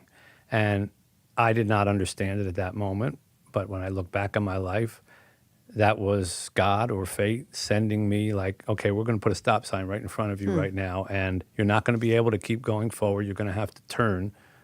Now let's see if you turn to the right or to the left. Let's watch what happens. Yeah. And fortunately, I turned towards Maury and began going to visit him every Tuesday, and that changed the trajectory of my life along with all its priorities. And ever since then has been, an attempt to try to live up to those things as opposed to the things that were driving me the first 37 years of my life. Like he was a teacher, obviously, and still is. As you reflect on Tuesdays with Maury now, I mean, I know he taught you life lessons in the moment. What were the big ones he taught you then? And then what have you kind of figured out since? The biggest one or two that he told me that stay with me, and I get asked that all the time. Well, what's the biggest lesson for you? Because people have their own. One was death ends a life, but not a relationship. Death ends a life, but not a relationship. Now, a lot of people end at that sentence. They say, oh, that's so profound.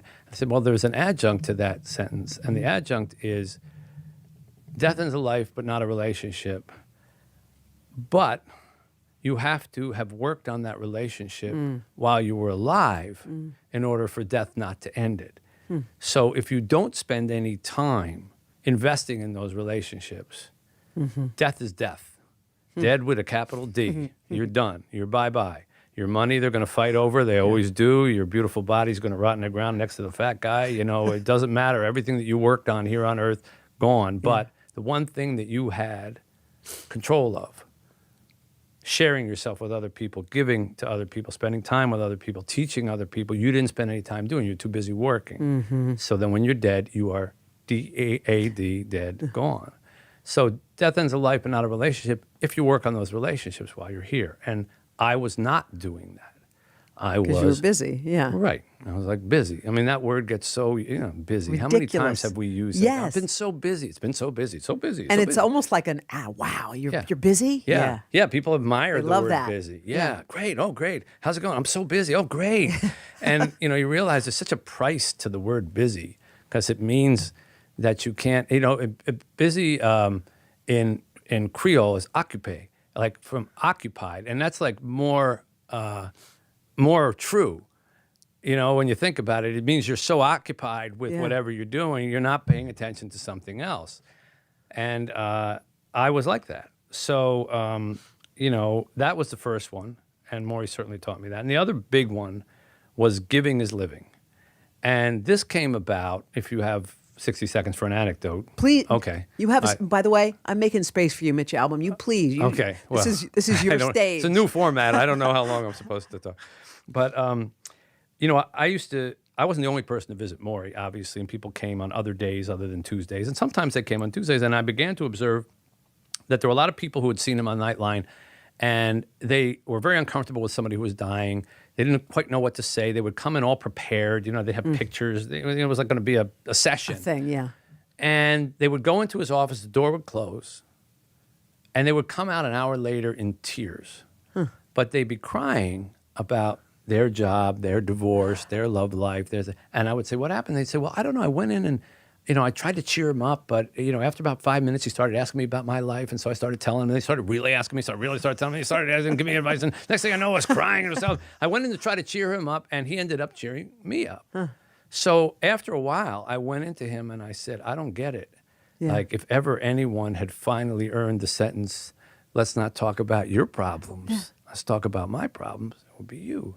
So why are you doing this? And he said, Mitch, why would I ever take from people like that? Taking makes me feel like I'm dying. Giving makes me feel like I'm living. And that was one of those like lightning bolt things that to this day I can still see him saying it to me, and I can still hear him saying it to me. And it was so, when you hear something that's so profoundly true and yet you were unaware of it until that moment, it feels like somebody just clonked you with a shovel, right? And I'm saying, well, here's a guy who's dying, and the opportunity to get from other people is there for him at every moment, and he wants nothing to do with it. He just wants to give. There's something there that if I can apply it to my life when I'm young enough and healthy enough, I'm going to be a lot happier. And that was the turning point for me. Sometimes the news can be difficult and overwhelming for kids to understand. Will coronavirus come back next year? So to help make sense of it all, we've created a newscast just for them. Man, you know a lot. We hope your family will watch Nightly News Kids Edition. For breaking news in our changing world, download the NBC News app. Today is now a podcast available every morning. Listen wherever you get your podcasts. The Meet the Press Chuck Toddcast, free wherever you get your podcasts. Good morning, everybody. Welcome to today. Let's go! International Day of the Girl. The strength and courage of these women is remarkable. What's your message to girls who want to make a difference? Believe in yourself. You can make it happen. Today is now a podcast, available every morning. Listen wherever you get your podcasts.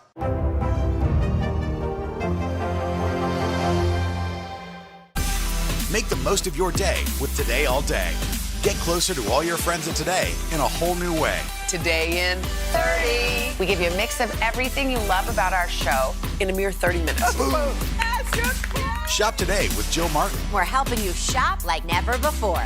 The latest styles and biggest names. Today food. Things are heating up in the Today All Day kitchen. Cooking essentials and recipe inspiration. Is that ready? Are you ready? Oh, I'm so ready. Only on Today All Day.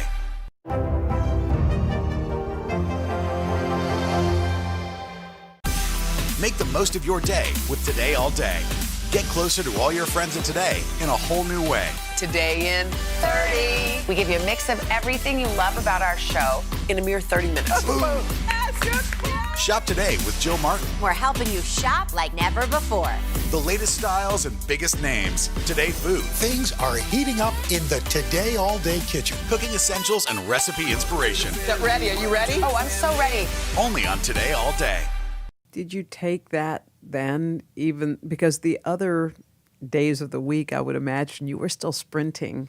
Were you able to apply like the things he said then? Not immediately. Yeah. I think this stuff is a slow boil. Yeah. I think it gets into, first you go home and you talk about it with your wife. Yeah. And she says, yeah, he's right, And so now that's two people who are kind of telling you. And you begin to start, it's like binoculars. When you first put them up, they're never in focus, but you just start to turn those things and they start to get in focus and you realize I'm turning the right direction. Yeah. Right? So I'm going to keep turning until they get really sharp. Mm-hmm. And that's sort of what happened with that idea. I said, this is the right direction. And I just kept turning it until it basically became my life. So the hard charging you, because you were obviously hitting your stride in your field, and at that moment, did you how long did it take for you to really feel the change? It took until Tuesdays with Morrie came out. Oh wow! Because again, like I say, this was God or fate just saying, okay, let's see what direction you're going to go. So I took the first act of the Giving is Living. Honestly, was writing the book about Morrie because I wrote it to pay his medical bills. Mm-hmm. And all the money went to him to pay his medical bills. It wasn't supposed to be, we weren't supposed to be sitting here, Hoda. You were never supposed to know who I was. I was never supposed to enter your world. I was going to be living out in the Midwest and being a sports writer. That was it. And, they printed, 20,000 total copies for the whole world. Is that right? Yeah. I thought I'd have them in the trunk of my car for the rest of my life. At Thanksgiving, I'd be giving them out to family members. And so it wasn't supposed to be a big book, but I wanted to help him pay his medical bills because he didn't have the money to do it. And it was the first thing that was in front of me after he had kind of made this revelation about giving is living. And I'm saying, well, I can apply this right here. Because he told me, he said, I'm very afraid I don't have the money to pay for all these bills. And when I die, they're going to have to sell the house. And he said, I'm going to have two deaths. One when I go in the ground and one when I realize all the damage I'm doing in my family by incurring all these costs. So I began to start up this book, and I went around right around where we are here sitting, around New York City, went around to a bunch of different publishers and said, I just need this much money to pay his bills. That's it. That's all I want. It's an amazing thing. I'm learning all these lessons from an old man talking to a young man. I think it could be a good book. And we got told no everywhere we went. Everywhere. No, boring. Nobody wants to read about that. It's depressing. You're a sports writer. I can't tell you how many people just told us to take a walk. Did you almost throw in the towel, or did you just? I almost did, except that it was for somebody else. I would have if it was for me. Wow. And that was when I learned that when you do things for other people, you have much more energy and passion than when for yourself. At least I do. I find it very hard to ask for things for myself. I don't even like asking for a reservation for, at a restaurant. But if it's for one of my kids, I'll go through a wall, and I'll be a pit dog. So what happened? We found one publisher who agreed 3 weeks before Morrie died to publish the book. And I said, we need to get the money up front because I need to give it to him while he's alive. And I went, and Morrie didn't know that I was doing any of this. And I went to him a few weeks before he died, and I said, listen, I got some good news. This taping. He wanted me to write a thesis. And I didn't have the heart to tell him I wasn't enrolled in college anywhere. I'm not really sure I was going to write a thesis. Don't you have to be in school to write a thesis? And so I said to him, I got some good news. You know, this conversation we've been having. And yeah, I said, well, there's a publisher. I found a publisher wants to publish it. He said, really? Who? I said, Doubleday. He said, ooh, I heard of them. I said, yeah, well, not only that, but they're going to give us some money for it, and I want you to take all the money and pay your bills and don't die a second death. And I always tell people that for me, that was the end of Tuesdays with Morrie, for me, because I had finally done one nice thing for this man who had done so many nice things for me up to that point in my life. I had finally actually learned a lesson and put it into action, you know? And so really it began there. But then when you asked that second part of your question, like when it kind of changed my life, well, from there I began, I didn't write a word of Tuesdays with Morrie until after Morrie died. So he never saw any of it. That's what's so remarkable about that book. He continues to teach all these people, and Morrie never saw a word of the book. It just goes to show you, you don't know in this life how you're going to influence things when you're gone. He had no idea that we'd be talking about him now, you know, 26 years later. Yeah. But he didn't need to, because that wouldn't have been the reason to do it. He wouldn't have said, hey, let's talk now so that Hoda will be asking you some questions one day on her podcast. He did it because it was from his heart. And when you do the things from your heart, they're right. What did you lose the day he died? A guidepost. You know, every week that I was in there, I knew that I could ask any question about my life and that he would give me the right answer. Not only because he was a great teacher and I loved him, but because he was about to step out of this world and he had it in perspective. And he was able to say to me so many times on little things that I would bring up, he'd say, Mitch, this matters. Mitch, this doesn't matter. Or, Mitch, you think this matters, but when you get to where I am, and then he would always say, and you will get to where I am, it's not going to matter. And I lost all of that. And I didn't have it again until my parents became, you know, older and frail before I lost both of them. And I would have discussions with my father the same way. Did you? Yeah. Your dad was always a teacher too, or? He was quiet, Yeah. more reserved, but as he got older and you know, and he suffered a stroke and he's, you know, for a few years there, he was limited in his movement, but you know, I think he realized that the end was coming, and we had some good talks.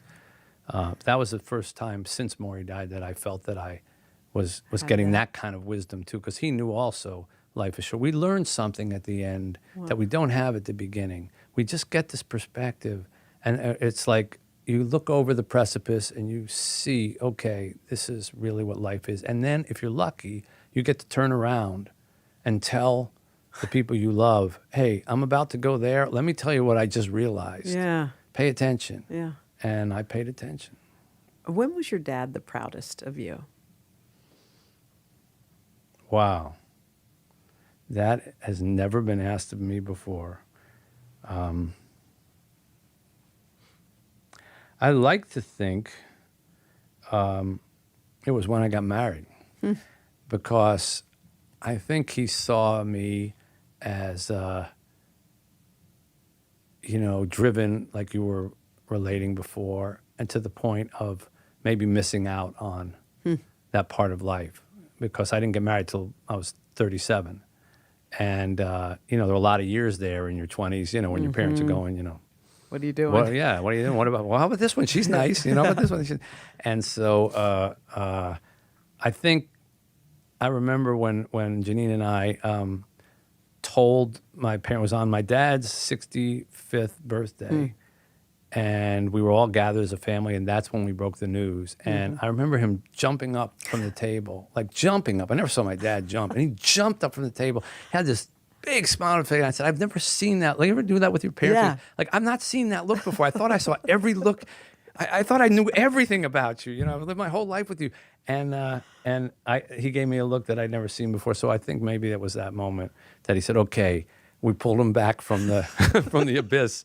He's going to be married. He'll have kids. He'll be a family person. Because my dad always felt that that's all that mattered. You know, that was what was important to him. Sometimes the news can be difficult and overwhelming for kids to understand. Will coronavirus come back next year? So to help make sense of it all, we've created a newscast just for them. Man, you know a lot. We hope your family will watch Nightly News Kids Edition.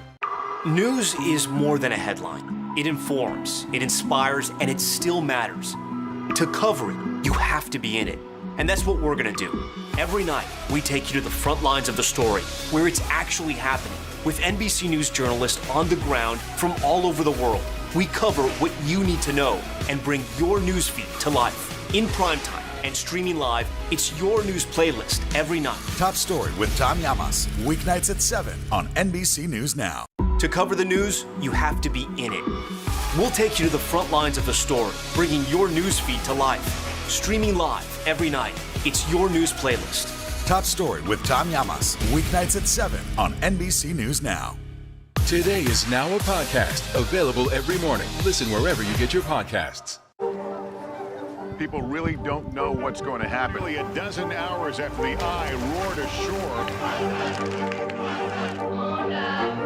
More good people than bad people, I know, right? Yeah, 5 seconds. 4, 3. There is some late-breaking news 4 hours into the Iowa caucuses. By the hand with everything. All right, it just made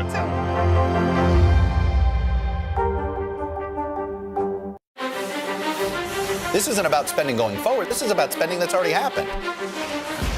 Do you accept the idea that we have a crisis at the border? The vaccine mandate. Is this going to work, or is this going to backfire? If it's Sunday, it's Meet the Press.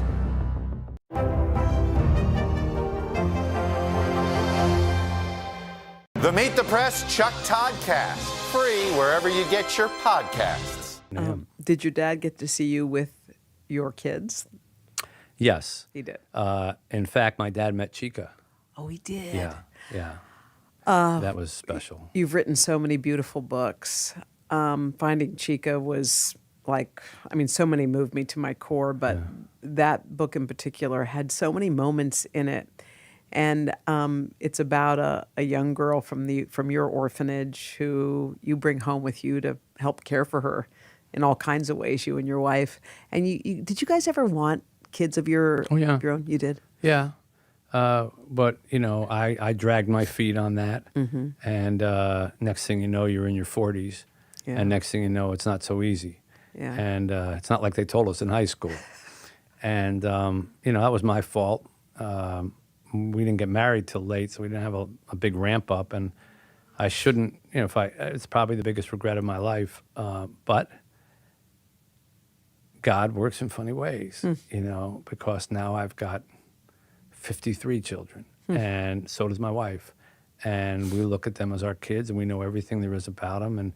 And I'm in Haiti every single month. These kids come up and stay with us, and they're all going to go to college right down the street from us. 4 of them are already there. We see them every weekend and during the week, and they come over. So I was very lucky. God granted me this escape hatch. Well, you missed out on the natural way of doing it, but as Chica taught me, there's no one way to make a family. She was our daughter in every sense of the word, and I would never think of her as anything otherwise. Will you relay, there's a part of the book, and it's about how you had to go off and write your column for the Super Bowl or something, and she was there in the house. Yeah. It was a radio show. Yeah, radio show. Yeah. Well, at this point, Chica suffered from DIPG, which is a brain tumor that hits young kids, usually between ages 4 and 9, and usually takes them within 4 months.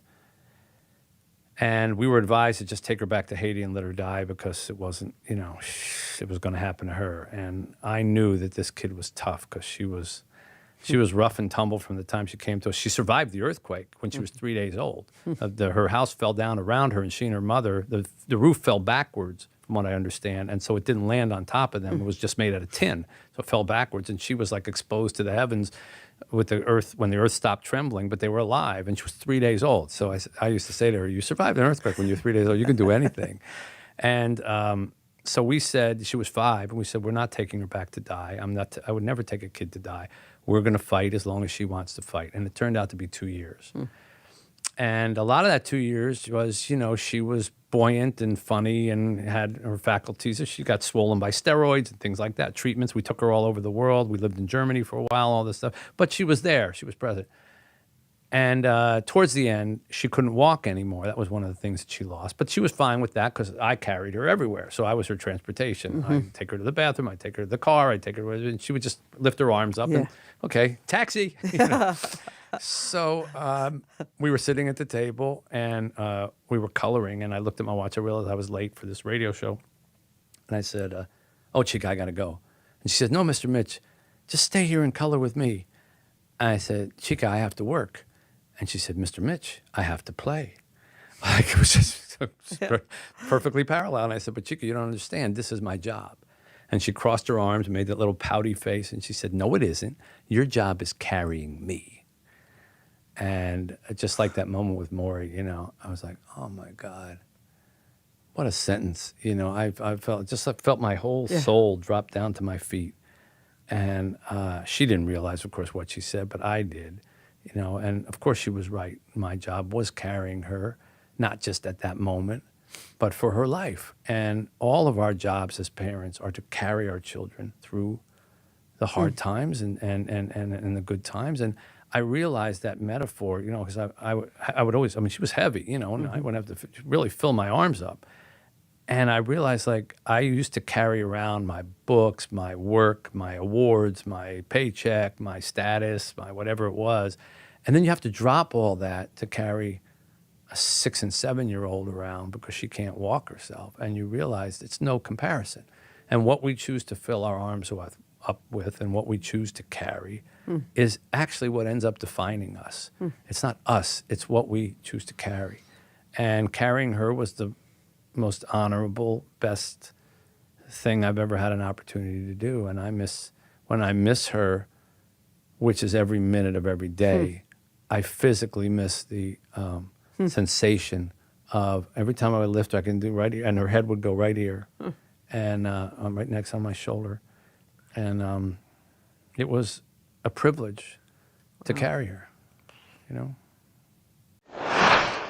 To cover the news, you have to be in it. We'll take you to the front lines of the story, bringing your news feed to life. Streaming live every night. It's your news playlist.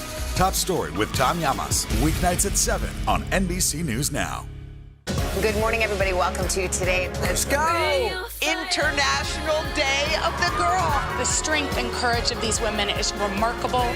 What's your message to girls who want to make a difference? Believe in yourself. You can make it happen.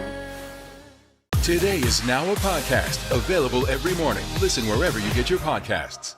Good morning, everybody. Welcome to Today. Let's go! We're going to kick off the Pink Power and Breast Cancer Awareness Month. What's the best thing about being this age? You have nothing to prove because you already proved it. What does it feel like to be in a city that you love so much? I am humbly proud that I stuck up for my town. We all have the honor of helping reopen the doors. Broadway is back! For breaking news in our changing world, download the NBC News app.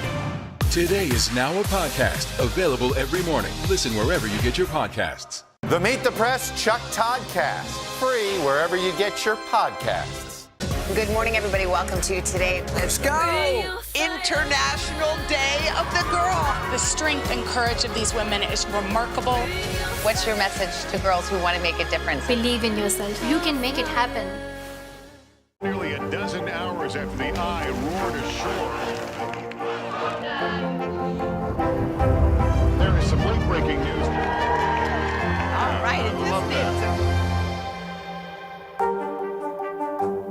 For breaking news in our changing world, download the NBC News app.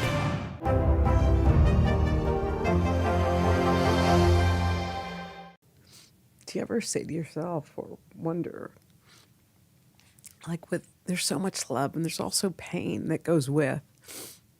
Do you ever play the balancing game? Like, a lot of people don't get the great love that you have, but they They also don't feel the great loss.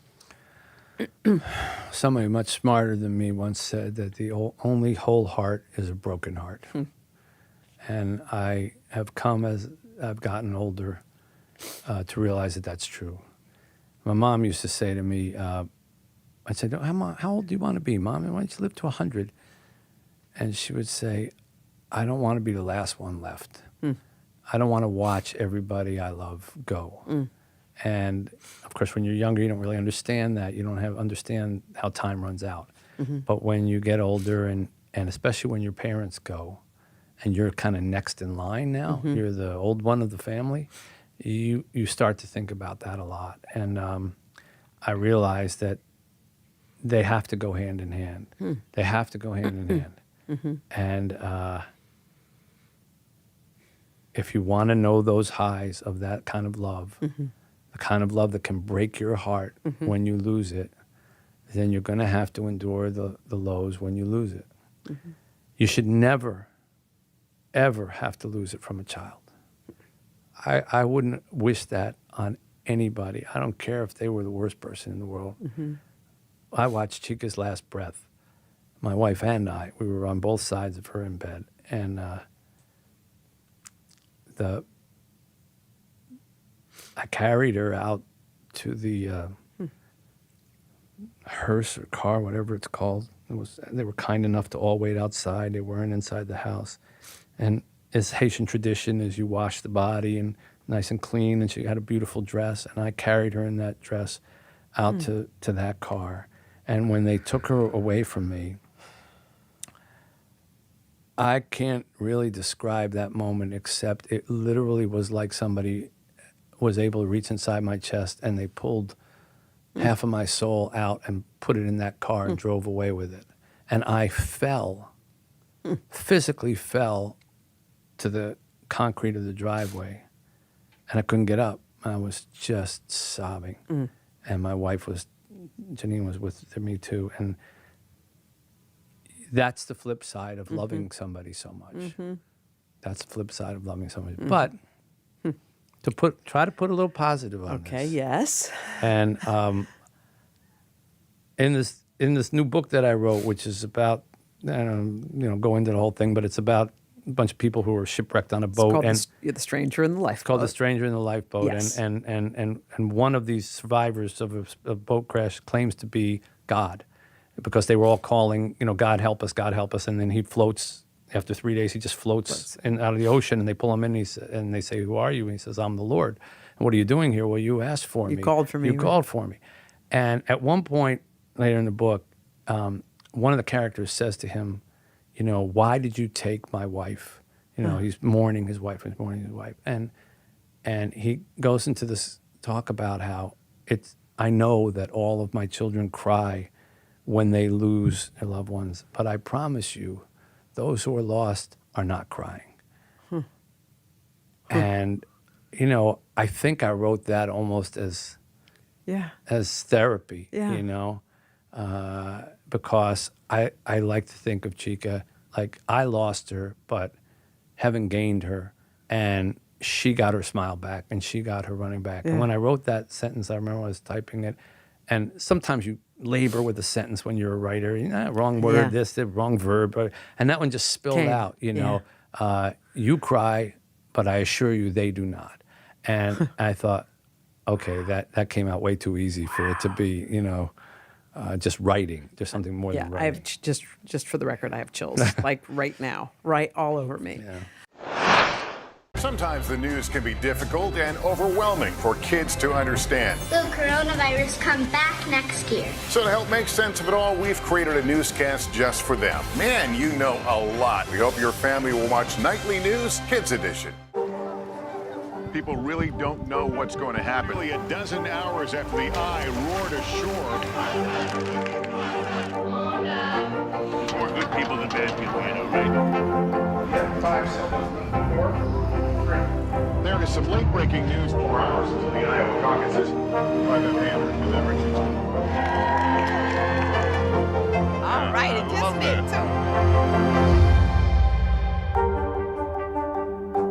Today is now a podcast available every morning. Listen wherever you get your podcasts. For breaking news in our changing world, download the NBC News app. Good morning, everybody. Welcome to Today. Let's go! International Day of the Girl. The strength and courage of these women is remarkable. What's your message to girls who want to make a difference? Believe in yourself. You can make it happen.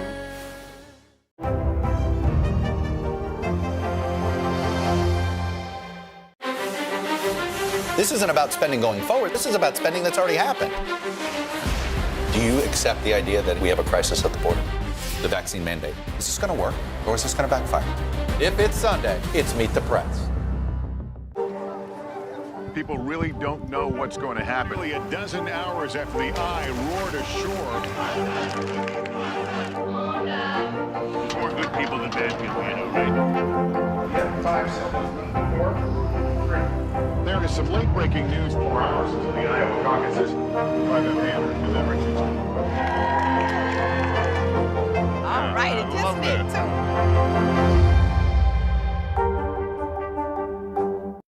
I mean, God is clearly a prominent force in your life, in your writing, and as we sit here, I can feel it too. You know, just explain God's role in your life. Well, I separate God from religion, you know. Yeah. I think it's just too magnificent a world not to have been designed.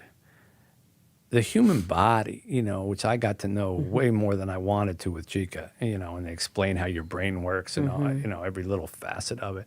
It's just too, scientists have come to the same conclusion. Scientists who began by saying there's no such thing as God, you can't prove it or whatever, end up saying, well, you know what, there's no other explanation because this is just too complex. Nobody could just sit down and let's design this thing. And the joy in the world is too magnificent for it to just have been, you know, we're just worm food when we're done.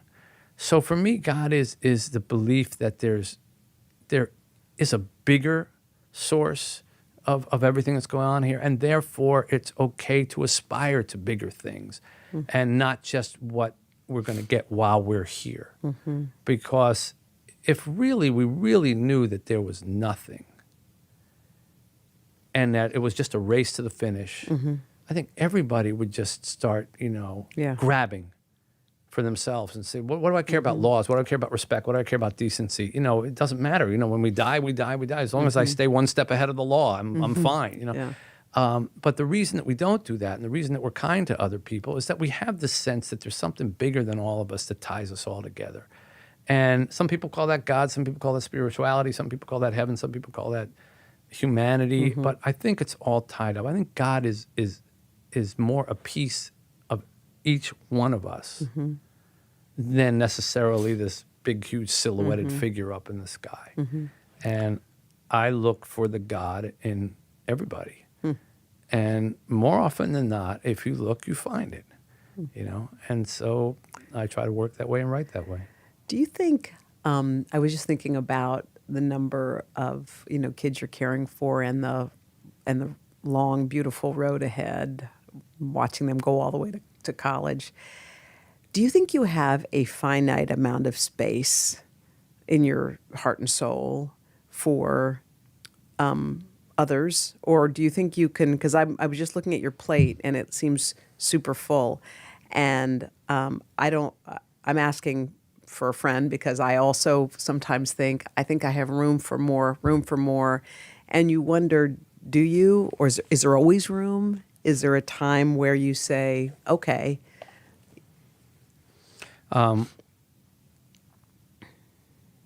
If there is a time where you say, okay, it's when it starts to come at the expense of the other important things in your heart. Yeah. But not when it comes at the expense of, well, then we can't take the Italy trip. Oh, right. Right. Or then we can't, or then I might not be able to get that, you know, promotion or whatever. Then I think you still probably have some space that you haven't used. But if you find, I mean, you know, 53 kids is a lot of kids. But it just makes you say, okay, pretty much every day to pretty much every kid, I will go up when I'm there and say, "Did I tell you today how much I love you?" And you know, sometimes I say it because just I'm teasing them. Sometimes I say I'm forgetting if I did or not. And they say, "You told me this morning." I said, "Okay, as long as I told you." And so you just have to change. You just have to move things around a little bit. And but I think love is a pretty elastic sensation and emotion. And if there is a wall to it, I haven't reached it yet. You know, I think the other part that goes with that is pushing the walls out to receive love. Because a lot of people, and Maury taught me that in a very big way. He said, you know, your problem isn't going to be in giving love out to people. It's going to be in accepting it. Oh. You know, you don't think you're worth it. You don't think you warrant it. Wait, that's big. You know, yeah. That's a big statement. Very big. And I think a lot of people, they think their problem with love is that, you know, that they can't find somebody to give it to or whatever. But a lot of the times the problem is they don't know how to receive it. Someone wants to love them and they back off, they run away. It's that joke about, you know, I don't want to be part of any club that would have somebody like me as a member, you know, the Groucho Marx thing. And, you know, you got to get over that too. Yeah. What? So how did you learn to receive it? What did you do? I think I began to learn with my wife. Yeah. And I really learned with the kids because love and need are often connected, you know. And I see that, you know, they had no one else. They had no one else. And when Chica's brother, so Chica had a baby brother, her mother died giving birth to that baby brother. So therefore, the whole reason that Chica ended up in our lives was because the baby brother was born, who she never saw. Because on the day that he was born, he was taken away, she was taken away, she was brought to us, he was raised by somebody else. On her funeral, day of her funeral in Haiti, the uncle who had been taking care of him found out and came to the funeral. And afterwards they came back to the orphanage. He looks just like she did at 3. He was 3 years old. And the uncle pulls me aside and he says, "Listen, I've been raising this boy, but I have 3 kids of my own. I don't have a job. I don't have any money. We barely can get by. And I'm looking around at your orphanage here. Is there any way you could take him?" Wow. So I looked at him and he looked just like Chica. And I said, Moise is his name, Moise like Moses. And I said, Moise. And he looked at me, it was about over there where that trash can is. I said, Vini, which means come. And he took one look at me and then he ran and jumped into my arms. And I said, well, this is a done deal. And we made room. And then we found out that she had an older sister. And we invited her to come. She was being raised by somebody else, not even related to her. And she came and spent a day with us and a night with us. And the next day, they were supposed to come pick her up. And she was 9. And on her own, she went to the security guard and she said, if those people come back for me, tell them I'm not here. She was 9. She wanted to stay. And so now she lives with us. Oh, my gosh. And so, you know, you just make room. And, you know, you don't even think about it. You just say, come, and they jump in your arms, and there they are. And then you find the space and you find the room. News is more than a headline. It informs, it inspires, and it still matters. To cover it, you have to be in it. And that's what we're gonna do. Every night, we take you to the front lines of the story, where it's actually happening, with NBC News journalists on the ground from all over the world. We cover what you need to know and bring your newsfeed to life. In primetime and streaming live, it's your news playlist every night. Top Story with Tom Llamas, weeknights at 7 on NBC News Now. Nearly a dozen hours after the eye roared ashore. There is some late-breaking news. All right, The Meet the Press Chuck Toddcast, free wherever you get your podcasts.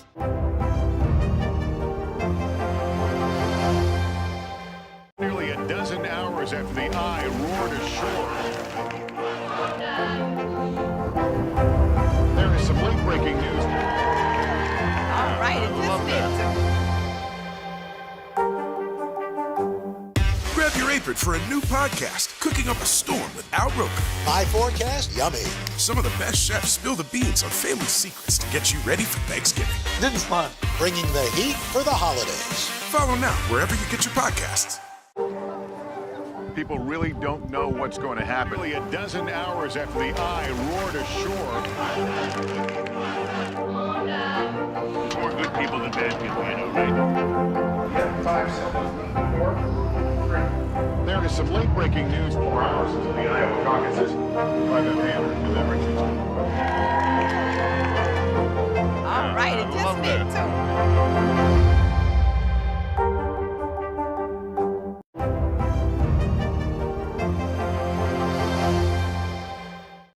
I feel like each of your books is full of like life lessons, and I've been thinking about that with this podcast because I feel like sometimes you want to walk away with something. The lessons from Maury are riveting. The lessons from your own life are blowing my mind. Is there a lesson from your mom maybe that stood out from another book, or is there? From my mom? Yeah. Yeah. My mom said, my mom gave me 2 great pieces of advice. One, the masses are asses.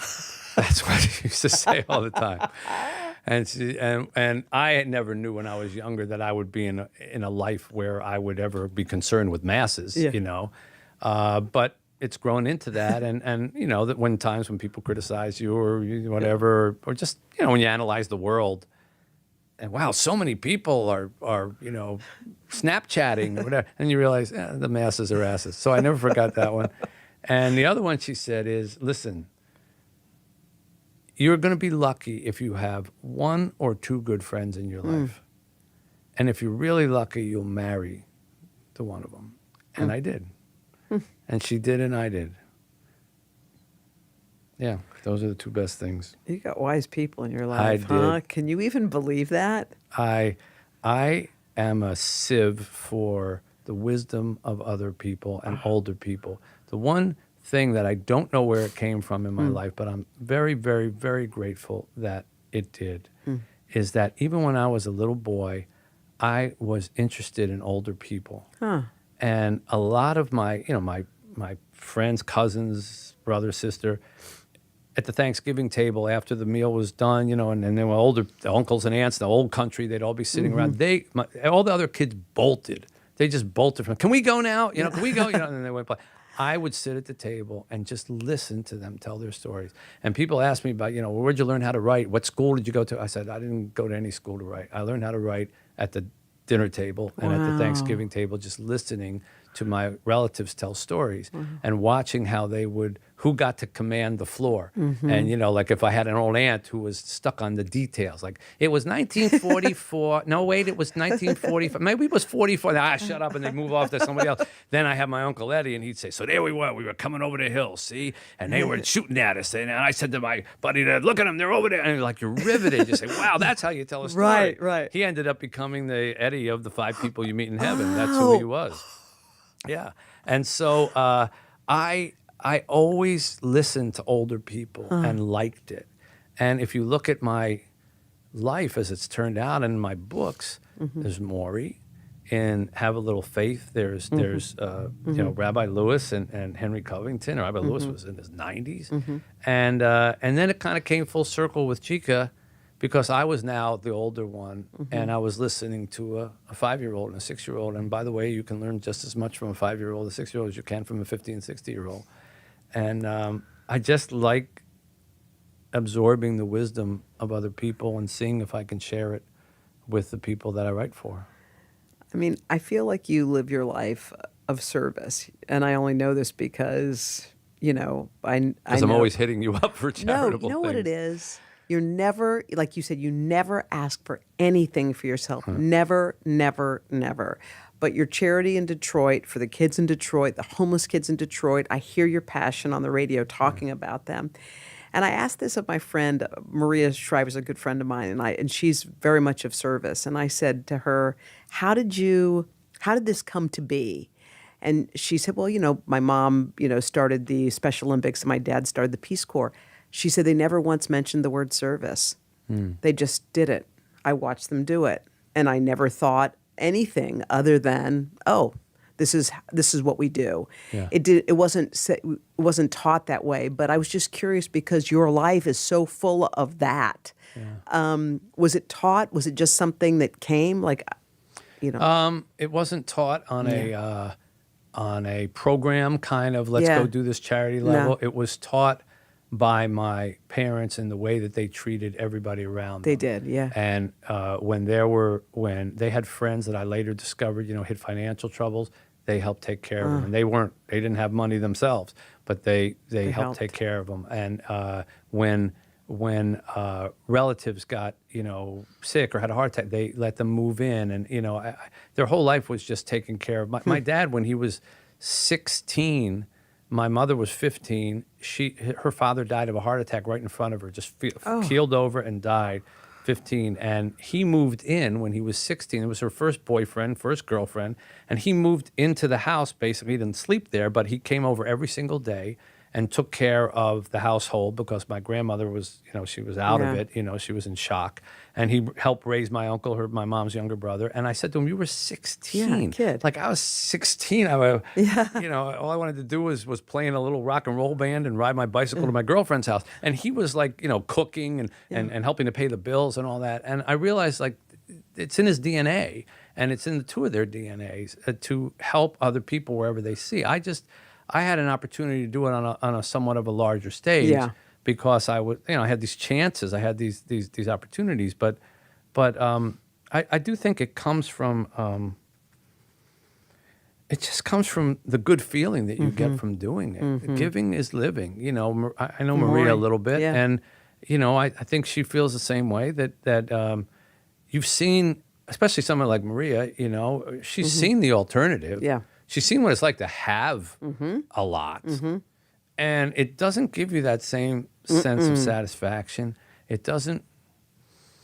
I'm never happier than when I sleep in Haiti on a 4-inch mattress, and I don't ever set an alarm clock because I wake up at 5:45 in the morning with kids screaming and squealing outside the window. And I think, and it's hot and it's uncomfortable and you're not using nice sheets and all, there's no hot water and there's, you're thinking already, well, I can never take a shower until this point.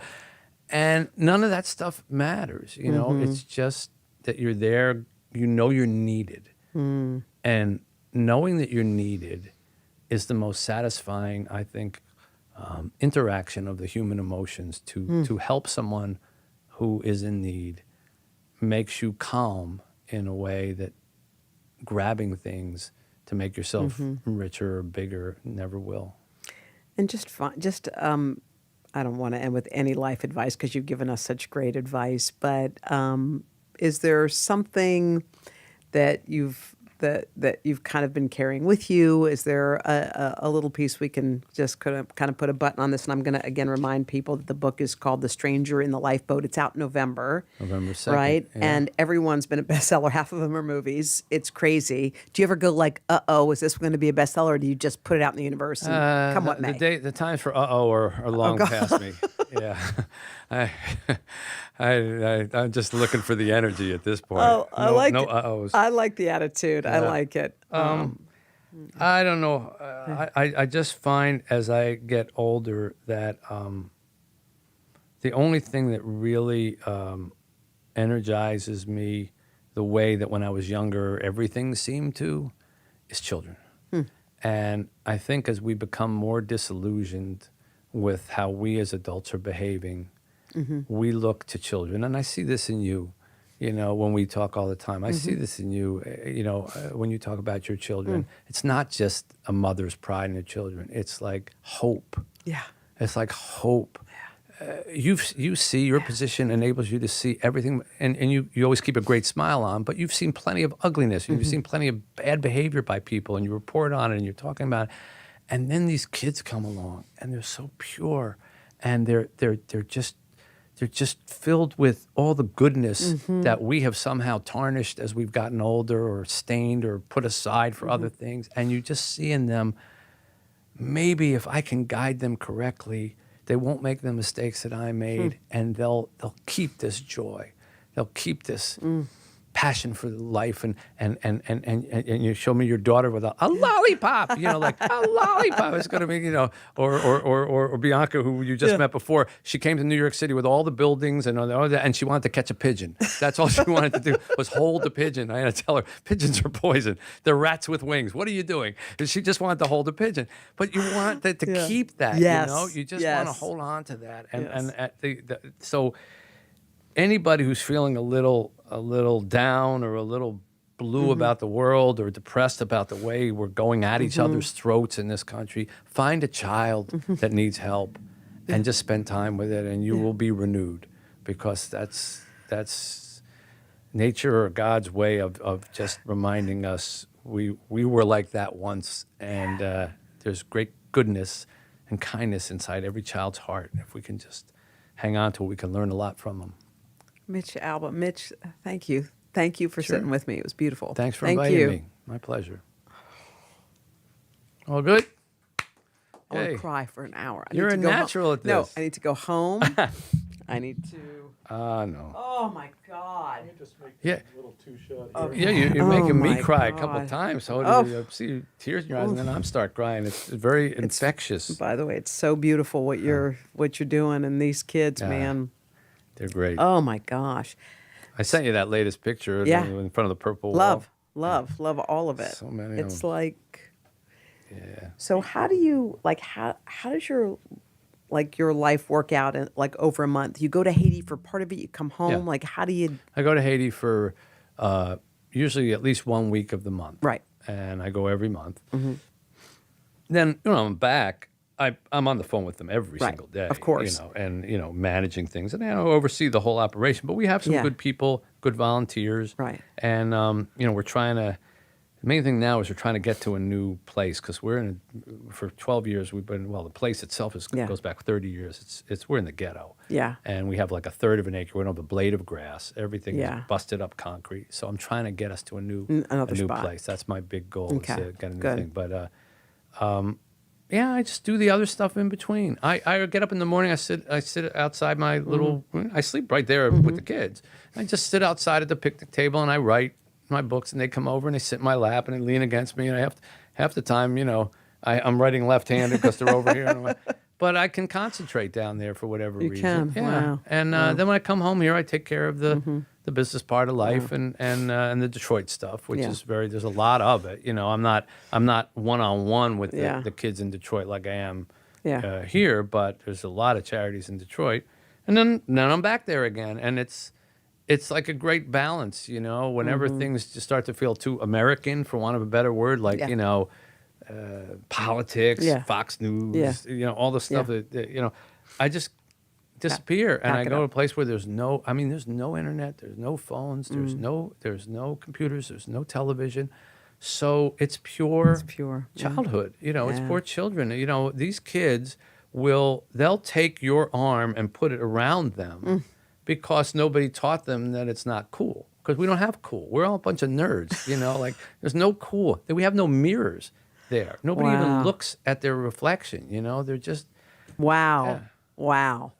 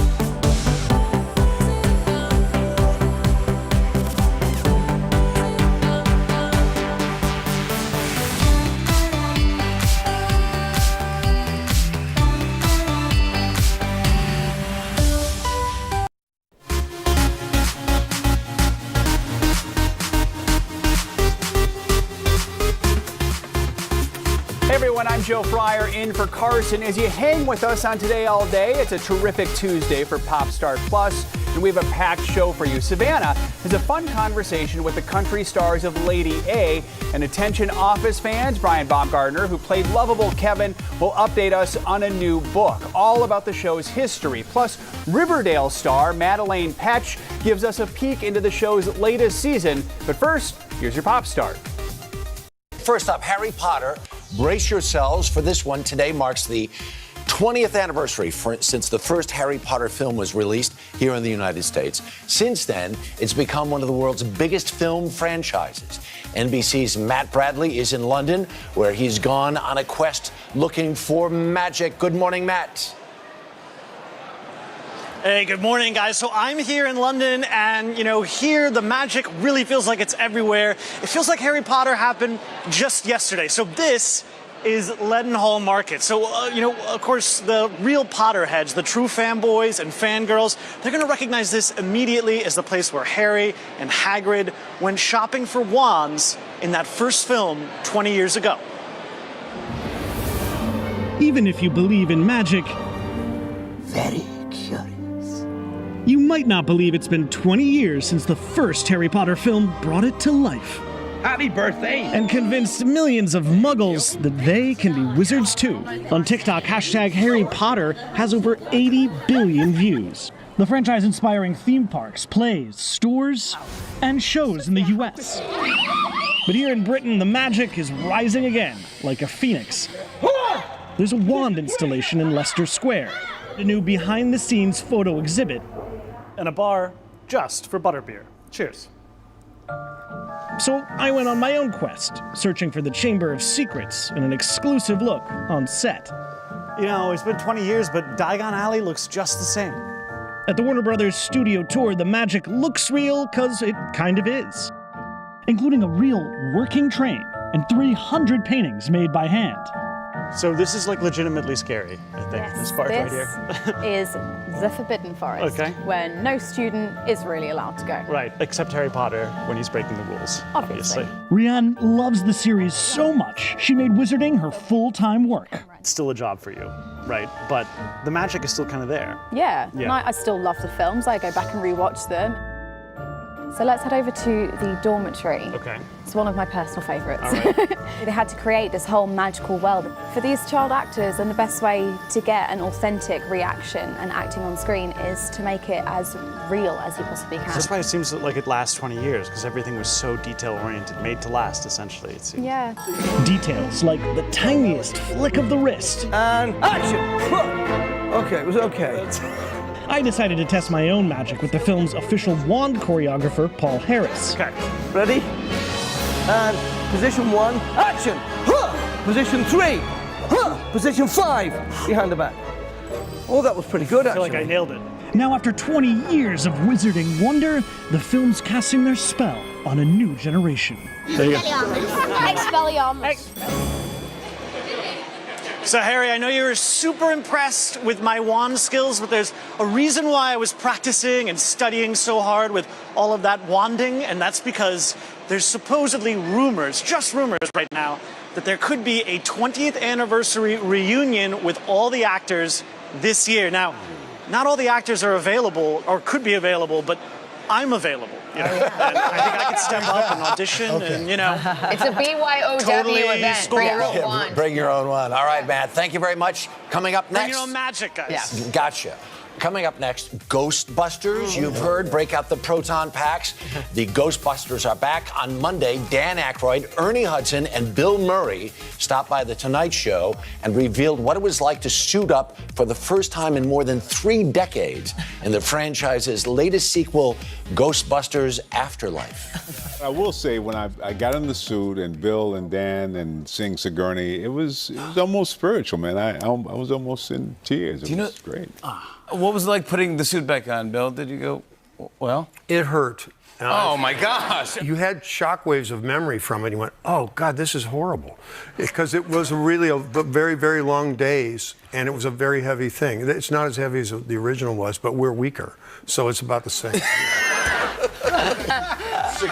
Sigourney Weaver, Yes, remember? yeah, of Oh my course. gosh. Wow. You're going to see how the guys held up. Soon, Ghostbusters Afterlife hits theaters this Friday. That was today's news. Don't go anywhere because Savannah's sharing a great conversation with Lady A. News is more than a headline. It informs, it inspires, and it still matters. To cover it, you have to be in it. And that's what we're gonna do. Every night, we take you to the front lines of the story, where it's actually happening, with NBC News journalists on the ground from all over the world. We cover what you need to know and bring your newsfeed to life. In primetime and streaming live, it's your news playlist every night. Top Story with Tom Llamas, weeknights at 7 on NBC News Now. Good morning, everybody. Welcome to today. Let's go! International Day of the Girl. The strength and courage of these women is remarkable. What's your message to girls who want to make a difference? Believe in yourself. You can make it happen. Good morning, everybody. Welcome to today. Let's go! We're going to kick off the Pink Power and Breast Cancer Awareness Month. What's the best thing about being this age? You have nothing to prove because you already proved it. What does it feel like to be in a city that you love so much? I am humbly proud that I stuck up for my town. We all have the honor of helping reopen the doors. Broadway is back! Today is now a podcast available every morning. Listen wherever you get your podcasts. The Meet the Press Chuck Toddcast, free wherever you get your podcasts. For breaking news in our changing world, download the NBC News app. Welcome back to Pop Start Plus. Savannah loves a rapid-fire interview, thus her 6-minute marathon series. And her next guest, Lady A. The country group sat down with SG to chat about a lot of stuff, including the most random items on their tour bus. Check it out. Hello, Lady A. Hi, how are you? You know I heart you. Heart.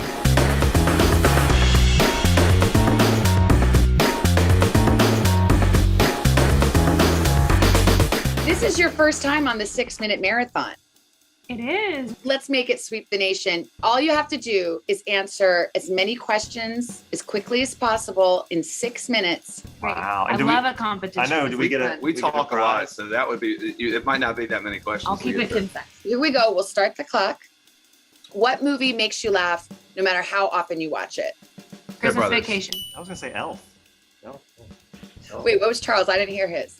Step Brothers. Okay.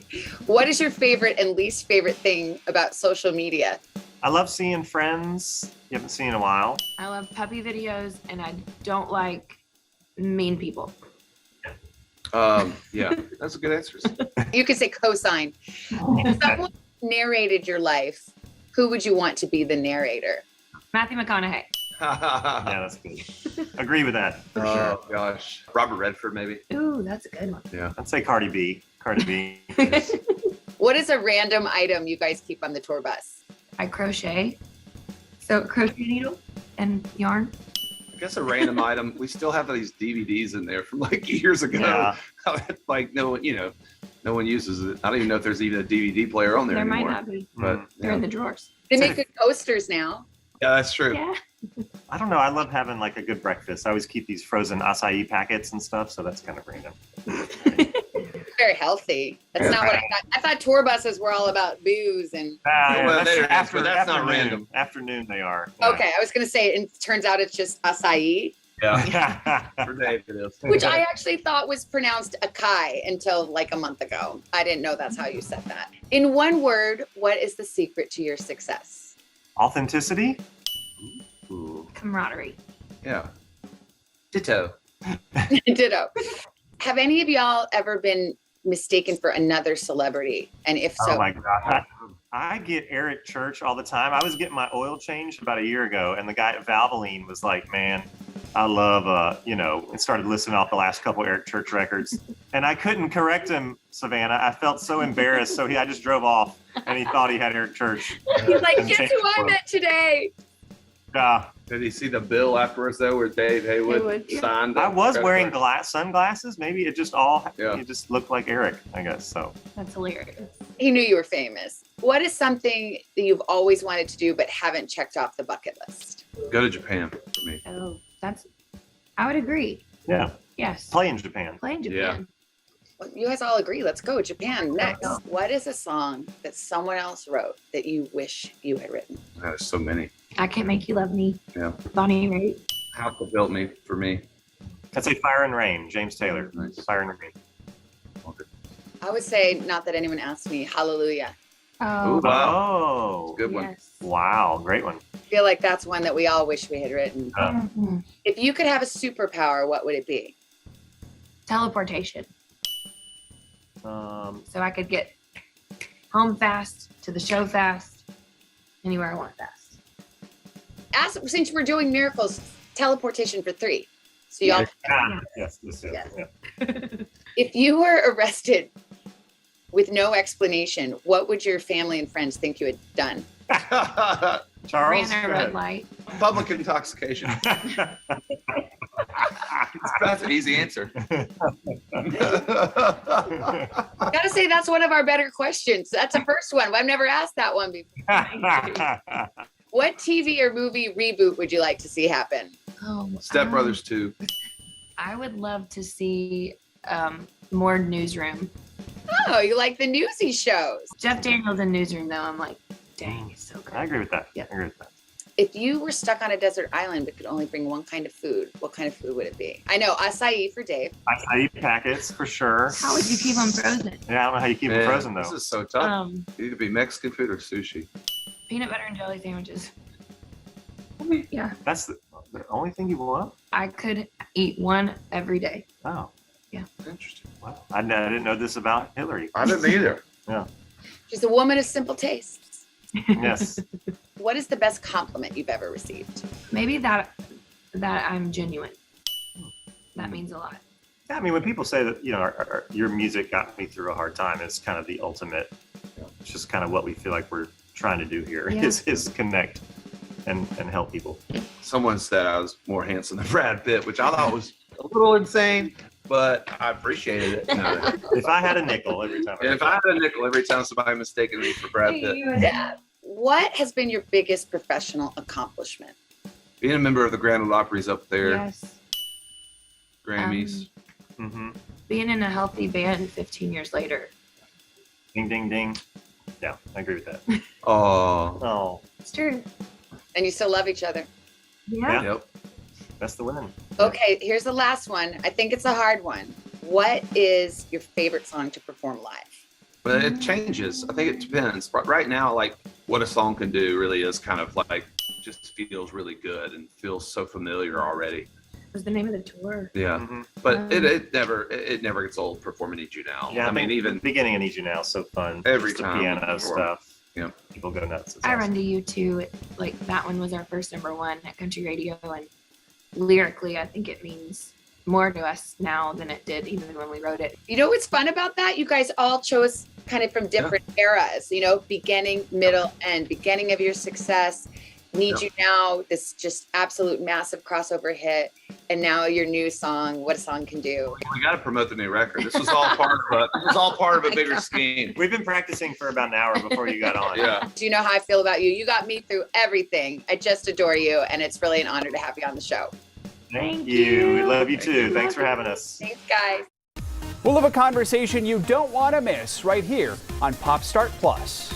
Katherine Schwarzenegger Pratt, I mean, come on.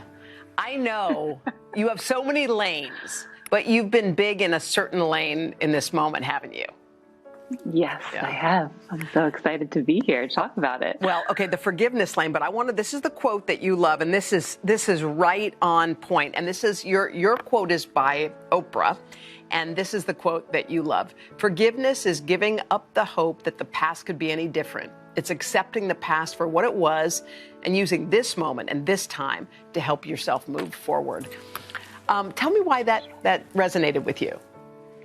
Well, throughout my book, I did a series of quotes at the top of every person's section and chapter, and it's a collection of different people's interviews that I've done, all about their experiences with forgiveness, their challenges, and their struggles with it. And I was able to come across so many incredible different quotes for this book that pertain to forgiveness, and I thought that one spoke really truly to just my overall conclusions on the topic of forgiveness and how challenging it can be to release what has happened in your life and be able to move forward. And I think it speaks to the complexities of forgiveness and also this really confusing part of forgiveness, which is that if we forgive and move on, that it feels like a betrayal of our own hurt and the pain that we experienced. And in order to really be able to forgive and move on, you have to make peace with that and be able to leave that in the past and not carry around that anger or that sadness or that hurt or, you know, that specific situation every single day. And that is really true forgiveness. And it's the gift of freedom that you're giving to yourself. So I felt like that quote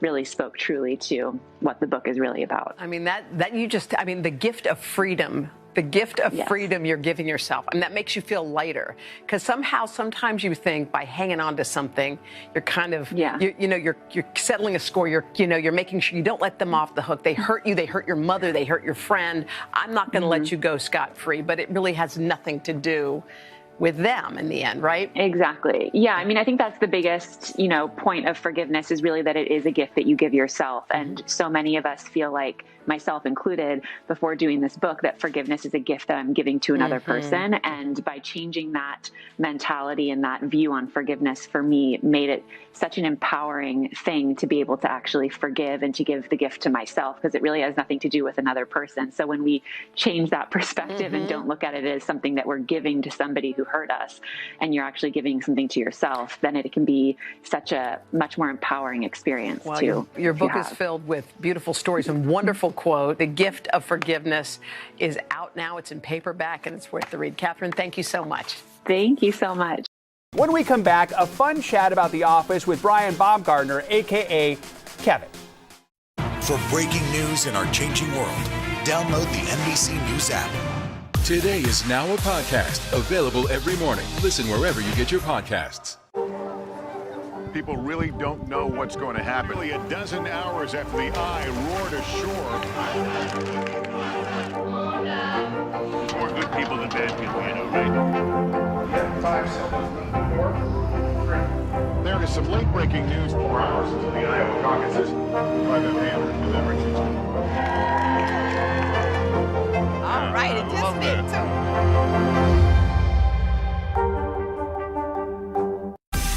Make the most of your day with Today All Day. Get closer to all your friends at Today in a whole new way. Today in 30. We give you a mix of everything you love about our show in a mere 30 minutes. Shop today with Joe Martin. We're helping you shop like never before. The latest styles and biggest names. Today food. Things are heating up in the Today All Day kitchen. Cooking essentials and recipe inspiration. Get ready. Are you ready? Oh, I'm so ready. Only on Today All Day. Today is now a podcast available every morning. Listen wherever you get your podcasts. Nearly a dozen hours after the eye roared ashore. There is some late-breaking news. All right, it just me. Good morning, everybody. Welcome to Today. Let's go. International Day of the Girl. The strength and courage of these women is remarkable. What's your message to girls who want to make a difference? Believe in yourself. You can make it happen. To cover the news, you have to be in it. We'll take you to the front lines of the story, bringing your news feed to life. Streaming live every night. It's your news playlist. Top Story with Tom Llamas. Weeknights at 7 on NBC News Now. Welcome back to Popstar Plus. Where were you 16 years ago when The Office premiered? The hit show followed the work lives of employees at Dunder Mifflin, a paper company in Scranton, Pennsylvania. But according to Brian Baumgartner, who starred as Kevin, what we saw on screen was just the start of the fun. He and Ben Silverman, a producer on the series, are revealing new insights through a book covering Office history. For 9 seasons, The Office kept millions laughing. I feel very blessed. By breaking all the rules. Stanley! Stanley, Barack is president! That initial run on TV was just the beginning of the show's success. In 2020, 15 years since its premiere, the series became the most streamed show. With more than 57 billion minutes watched, comfort for a country in COVID lockdown. You always left me satisfied and smiling, so. That's what she said. There is some level of irony that people went home, locked in their homes, and wanted to return to the office. I think that whether it's the changing world, the uncertainty that's happening in the world, there is a comfort that the show brings. Today, the making of The Office is the subject of a new book, written by the show's executive producer, Ben Silverman, and Brian Baumgartner, who played Office accountant Kevin Malone. I have very little patience for stupidity. It's a compilation of hundreds of hours of interviews with the show's creators and cast, looking back at how the mockumentary became a serious hit. If you think she's cute now, you should have seen her a couple of years ago. What? Some of those first episodes were so politically incorrect. Do you think they could have been made today? You know, it's a debate. Comedy is really a powerful means to kind of break down barriers and connect people through laughter. And I just think of Diversity Day, and would you get away with that today? And I want you to treat other people like the race that is on their forehead, okay? If I have to do this, based on stereotypes that are totally untrue, that I do not agree with, you would maybe not be a very good driver. Oh man, am I a woman? There are things that are said that are not politically correct. But what you have are 15, 16 other voices and faces telling you that that was a wrong thing to say. Right? The overall message is essentially to say you can't say that. So you think that episode could be made and sold today? I think so. Wow. I haven't been back in forever. When we were looking for nondescript, I kind of want to go back in. Can we go inside? This is where I brought up the chili, right here. At least once a year, I like to bring in some of my Kevin's famous chili. I'm serious about this stuff. And then our actual offices, the writers' rooms, editing bays. No one was allowed to leave. No one looked at it like a normal job. They all looked at it like we're part of something a little bigger than us. What do you think the legacy of this show is or will be? The help that somehow inexplicably the show has given people when they're in a really dark and difficult time. So I don't know about legacy, but for me, that's the thing that I'm most thankful for. Speed round. Here we go. Favorite episode? Stress relief. Diversity Day. Favorite character? Kevin. Michael. Favorite line? Favorite line? That's what she said. By far. Maybe that could be the next Read with Jenna pick. Just ahead, the inside scoop on the latest season of Riverdale from one of the stars of the show.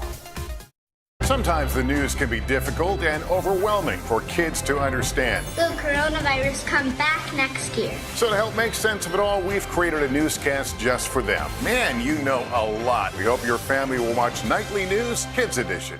Good morning, everybody. Welcome to Today. Let's go. We're going to kick off the Pink Power and Breast Cancer Awareness Month. What's the best thing about being this age? You have nothing to prove because you already proved it. What does it feel like to be in a city that you love so much? I am humbly proud that I stuck up for my town. We all have the honor of helping reopen the doors. Broadway is back!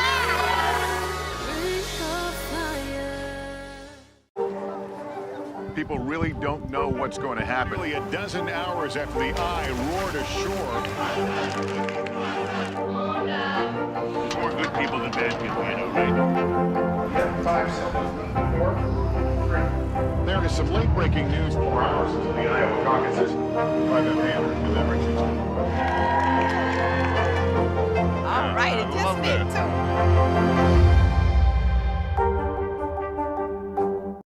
Grab your apron for a new podcast, Cooking Up a Storm with Al Roker. My forecast, yummy. Some of the best chefs spill the beans on family secrets to get you ready for Thanksgiving. This is fun. bringing the heat for the holidays. Follow now wherever you get your podcasts. Welcome back. For the past 5 seasons, Madelaine Petsch has played Cheryl Blossom on the CW show Riverdale. Chronicles the dark twists and turns in the town, and as it embarks on its latest season, Petsch told us what might be next for her character and more. Take a look. I would describe Cheryl Blossom as a complicated, complex, interesting, challenging individual to play, and a fiery little demon. Like it or not, when I get going, ain't no way I'm gonna stop. That's what I do. Like it or not, that's who I am, that's who I be, that's what I got. Greetings, chums. Cheryl is challenging to play because you never know what you're going to get with each script that you get. It's like a roller coaster ride, which is great for an actor. My favorite part about playing Cheryl would have to be the twists and turns and finding a way to ground all of that within what we're doing in such an overarched, high reality state that we're in all the time. To find ways to ground it is challenging and exciting to me as an artist. And then sometimes to not ground it and to lean into the drama and the camp of it all. Have you ever experienced the loss of a loved one? Yeah, my brother Jason. When he passed, did you find yourself able to grieve? Honestly, there's so much I don't remember. I was in a dark place. Elucidate that for me. Jason was my twin. And when I lost him, I lost a piece of myself. I think my least favorite times are when Cheryl doesn't feel like herself, because there's, no matter what she's doing, there's always a sense of sass, and that's just who she is.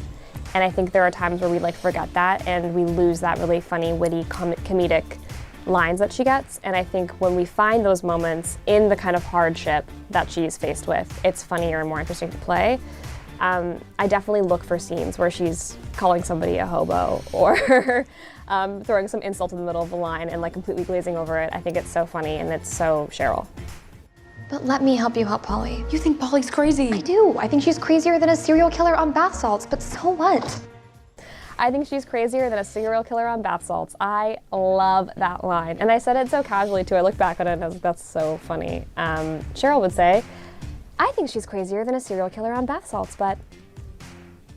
So you stuttering sapheads are too dim to exercise your own rights, and you've got the combined vocabulary of a baked potato. Ah, you've got the vocabulary of a baked potato. That is one of my favorite insults Cheryl's ever done.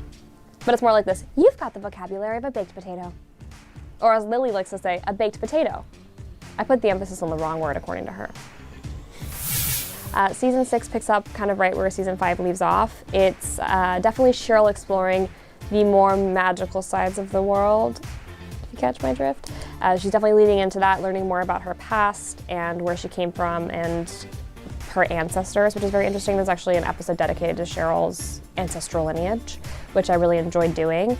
And the first 5 episodes of the season are really, they take place in Rivervale, which is an alternate universe, a parallel universe to Riverdale, where a lot of things are the same and a lot of things are very different. So it's super fun. We lean into that. It's everything you could want in a bonkers show like Riverdale, but in Rivervale. I think I'm most excited for people to see the crazy twist at the end of episode 1. It's nuts. I didn't even see it coming. And then I think because it's my episode, I'm very excited for people to see episode 4 because I had the best time working on it. We worked the craziest hours and it was so worth it because I feel like it was the funnest time. Being on a show like Riverdale is obviously every actor's dream, or at least I would assume most actors' dreams that are on TV. I think it's pretty rare for a show to go to season 3, let alone season 6. We just hit our 100th episode mark, which is such a huge honor in the TV land, and I'm very aware that it is very rare, and I feel very lucky, especially because I work with my best friends, which is also very rare. So I'm very thankful for the experience that I've had. I really enjoy it still, which I think is also rare, and my character still surprises me, which is fun as an actor. And I'm also looking forward to the next chapters of our lives together and to see what everyone else does. But it's a lot to be on a show that people watch because people want to know about your life, and that's been a challenge to learn how to navigate that, but I think I figured it out and I can find the fun in it and enjoy it, because why do it if you don't enjoy it? The new season of Riverdale premieres tonight on the CW. And that'll do it for Pop Star Plus. Tomorrow, Hoda's exclusive with model and actress Iman. Have a great day.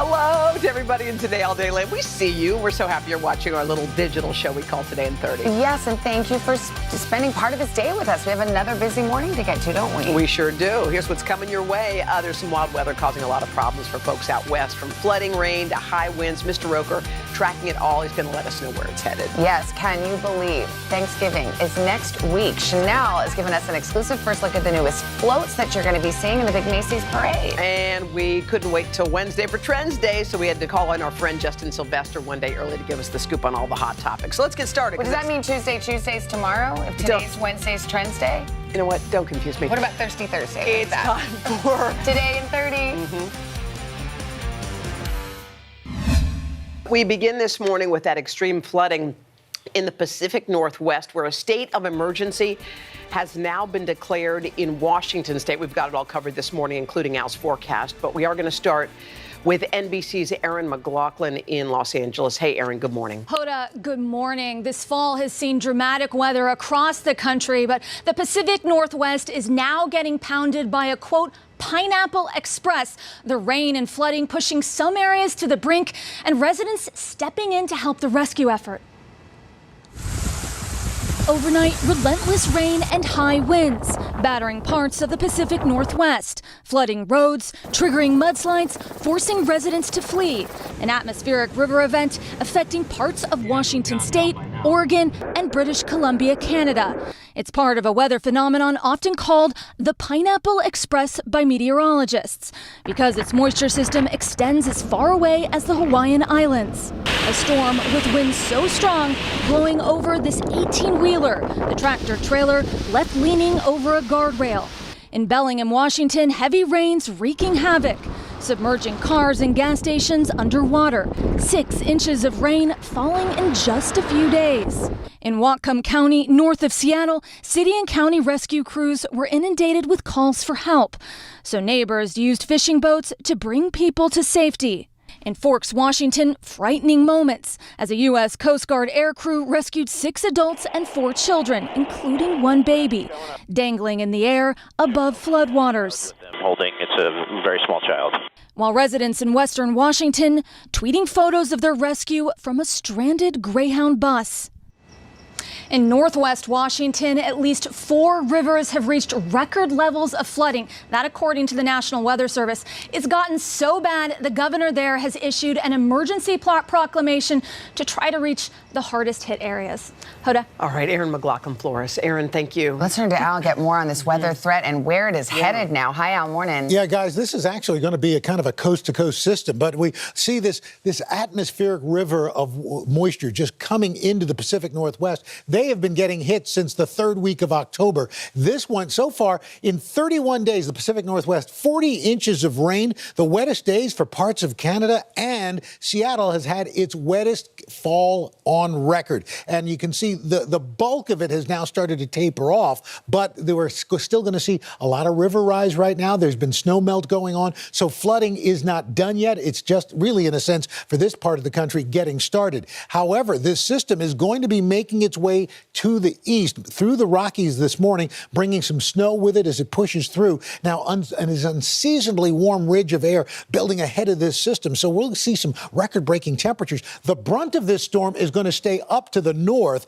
and bring snow north of the border, but as it gets to the east, starting in Chicago, it'll start bringing more rain, drawing in more moisture, and so we're looking for, generally speaking, by Thursday, anywhere from a half an inch to an inch of rain, stretching all the way down from the northeast into parts of the Midwest. But for right now, the worst of the rain is over for the Pacific Northwest, but the flooding is going to remain. All right, Al, thank you so much.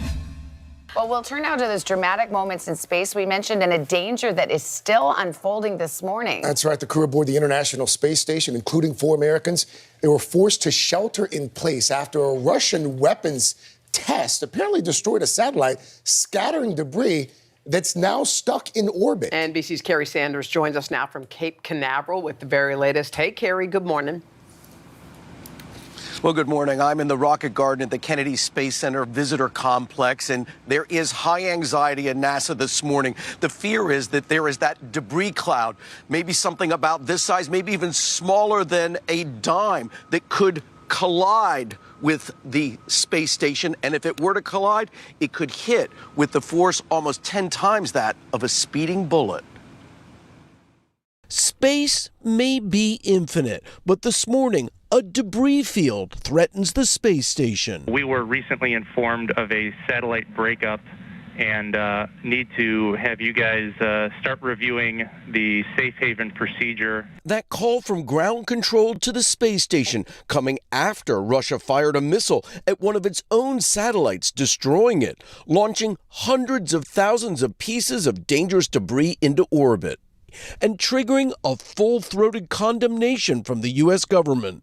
It was dangerous, it was reckless, it was irresponsible.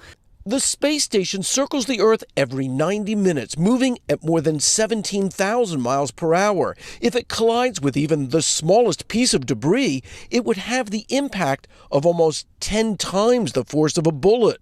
NASA says the 7 astronauts on board retreated to their docked capsules Monday in case an emergency escape was needed. But later, all on board resumed normal operations. Those 7 astronauts, including 4 Americans, 1 German, and 2 Russian cosmonauts. NASA astronaut Mark Vande Hei calmly signing off to mission control in Houston.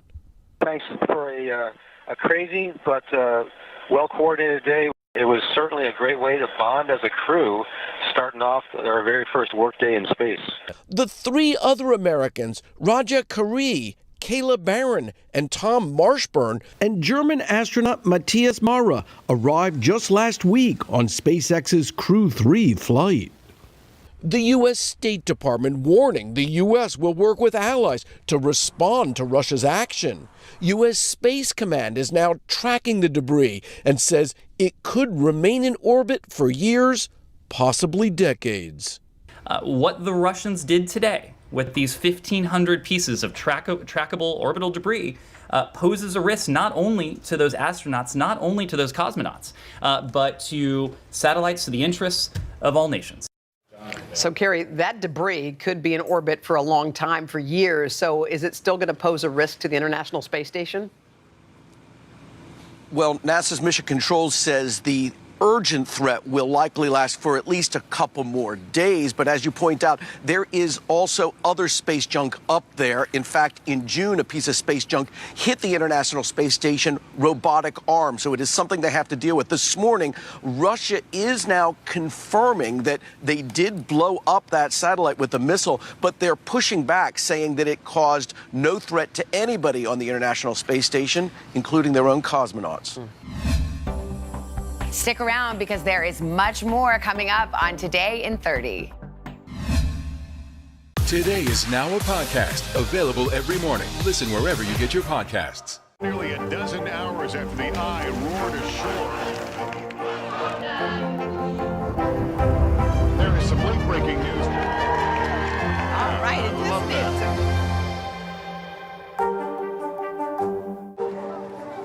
People really don't know what's going to happen. Nearly a dozen hours after the eye roared ashore.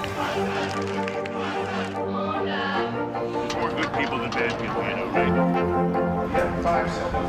4, 3. There is some late breaking news 4 hours into the Iowa caucuses. By the Andrew New All right, it is me too. The Meet the Press Chuck Toddcast, free wherever you get your podcasts. People really don't know what's going to happen. Nearly a dozen hours after the eye roared ashore.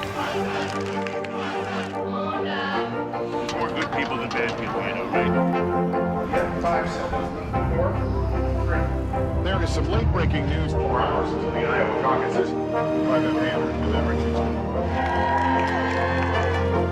All right, it just me too.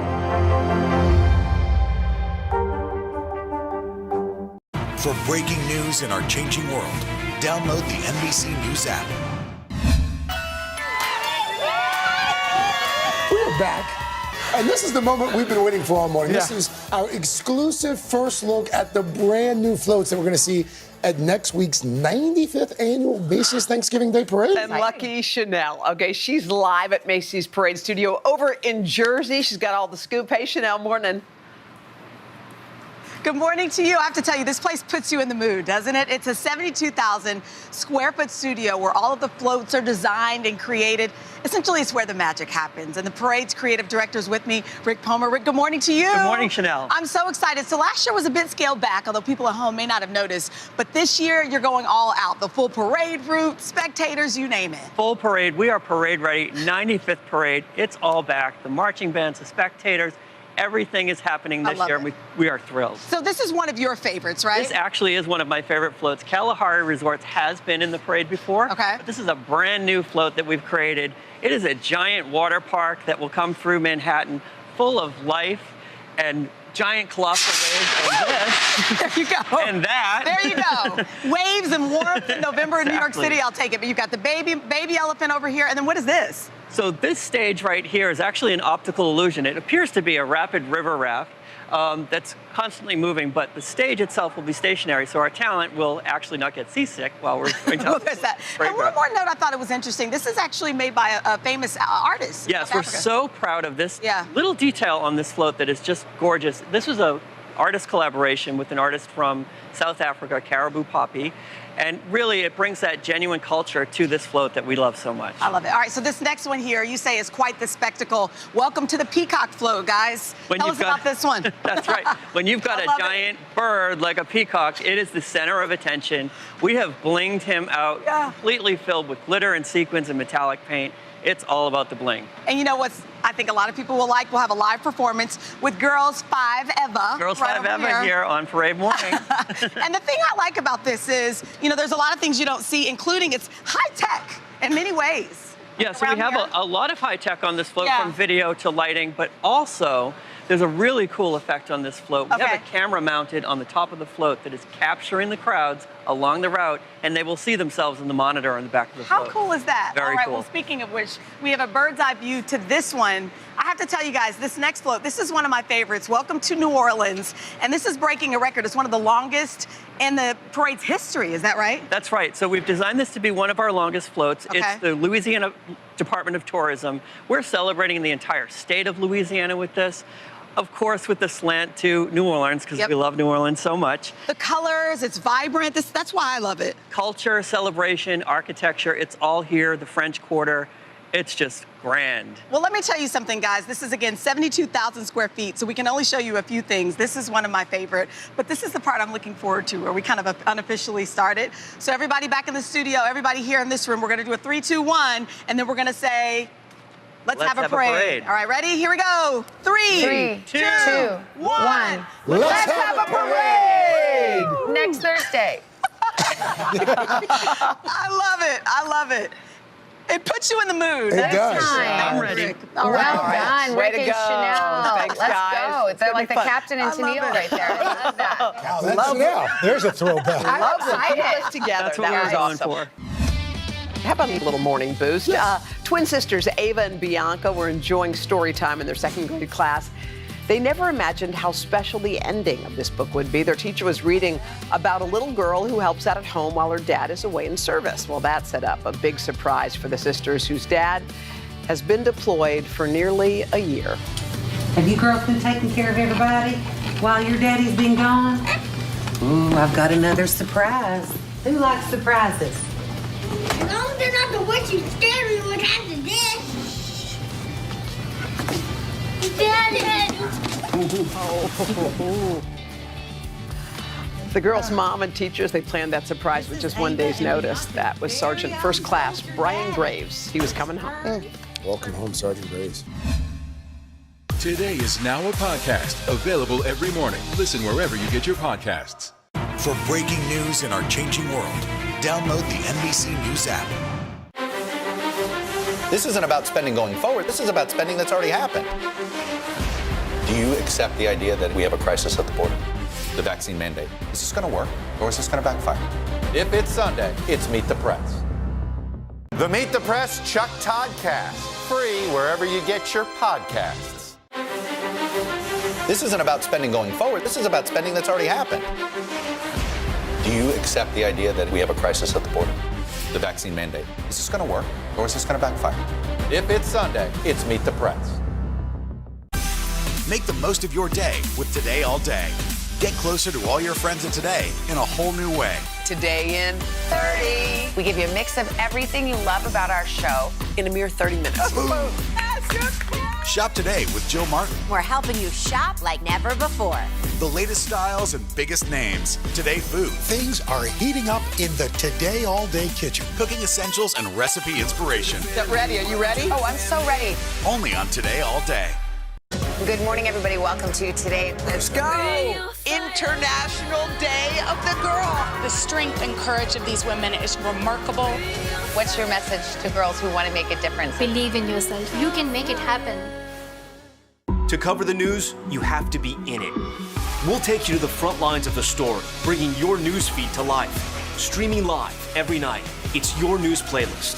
Top Story with Tom Llamas. Weeknights at 7 on NBC News Now. Good morning, everybody. Welcome to Today. Let's go.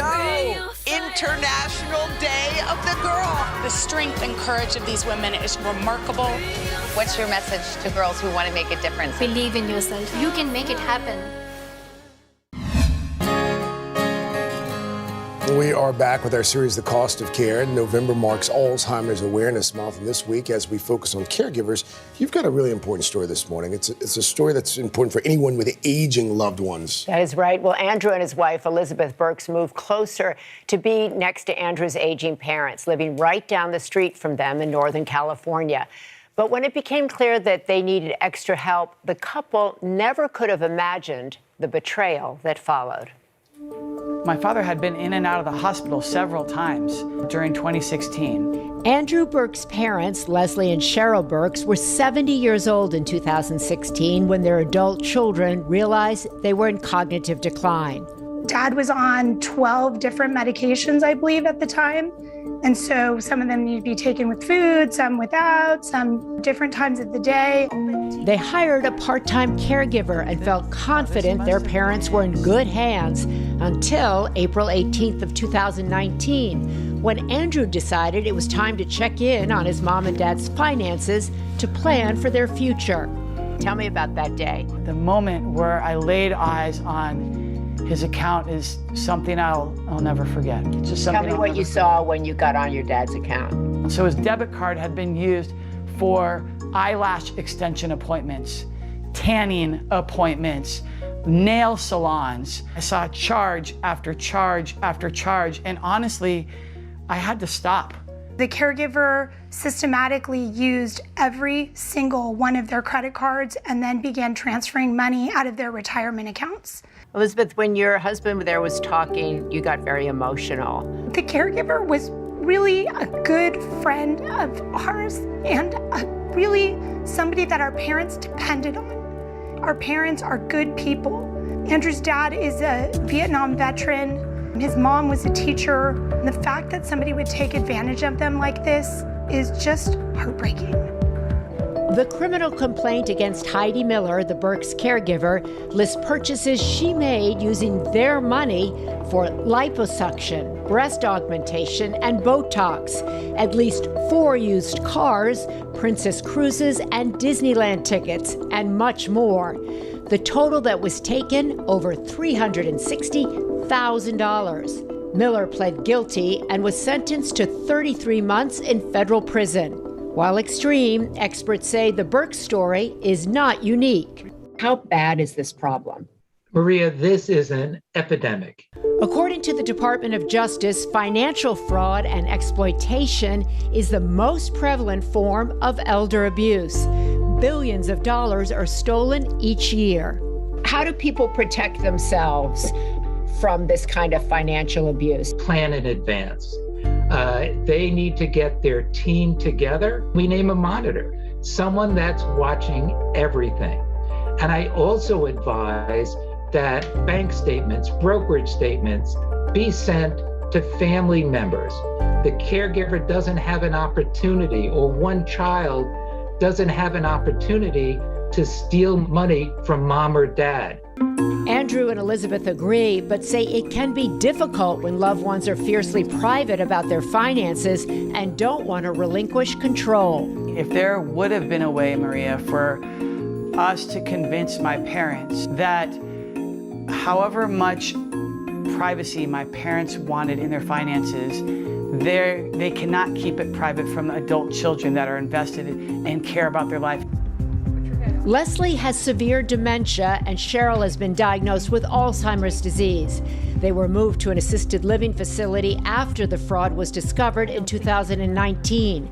An immediate move police recommended to keep them safe. We're really grateful, very grateful for the work that the FBI did, that the U.S. Attorney did on our behalf. They can't give our parents back their health. They can't give them back this house. I would say that the best thing that people can do is prevent this from happening. The Burks have been able to get some of their parents' money back from the various banks and credit card companies involved. But that process and the criminal investigation has taken years, and it's also taken a huge toll on their family.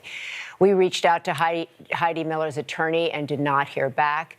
We also reached out to Care.com, the service the Burks used to find their caregiver, and they recommend background and reference checks as well as interviews. They also suggest granting financial power of attorney to loved ones so that they can easily intervene if they suspect foul play. And the interesting thing here is, guys, is they didn't suspect foul play. Right. They really trusted this caregiver, but it's only when he went into, as you saw in the piece, to look at the financial arrangements that they discovered it. So they said it's really important to make sure that your parents aren't sharing any of their financial information with people they shouldn't be doing it with. And perhaps a good idea to spread the responsibility among siblings if there's more than one. It takes a special kind of evil to prey on. Well, as you see, it's not unusual, though, because there's so many people with aging parents. For breaking news in our changing world, download the NBC News app. Good morning, everybody. Welcome to Today. Let's go. We're going to kick off the Pink Power and Breast Cancer Awareness Month. What's the best thing about being this age? You have nothing to prove, because you already proved it. What does it feel like to be in a city that you love so much? I am humbly proud that I stuck up for my town. We all have the honor of helping reopen the doors. Broadway is back!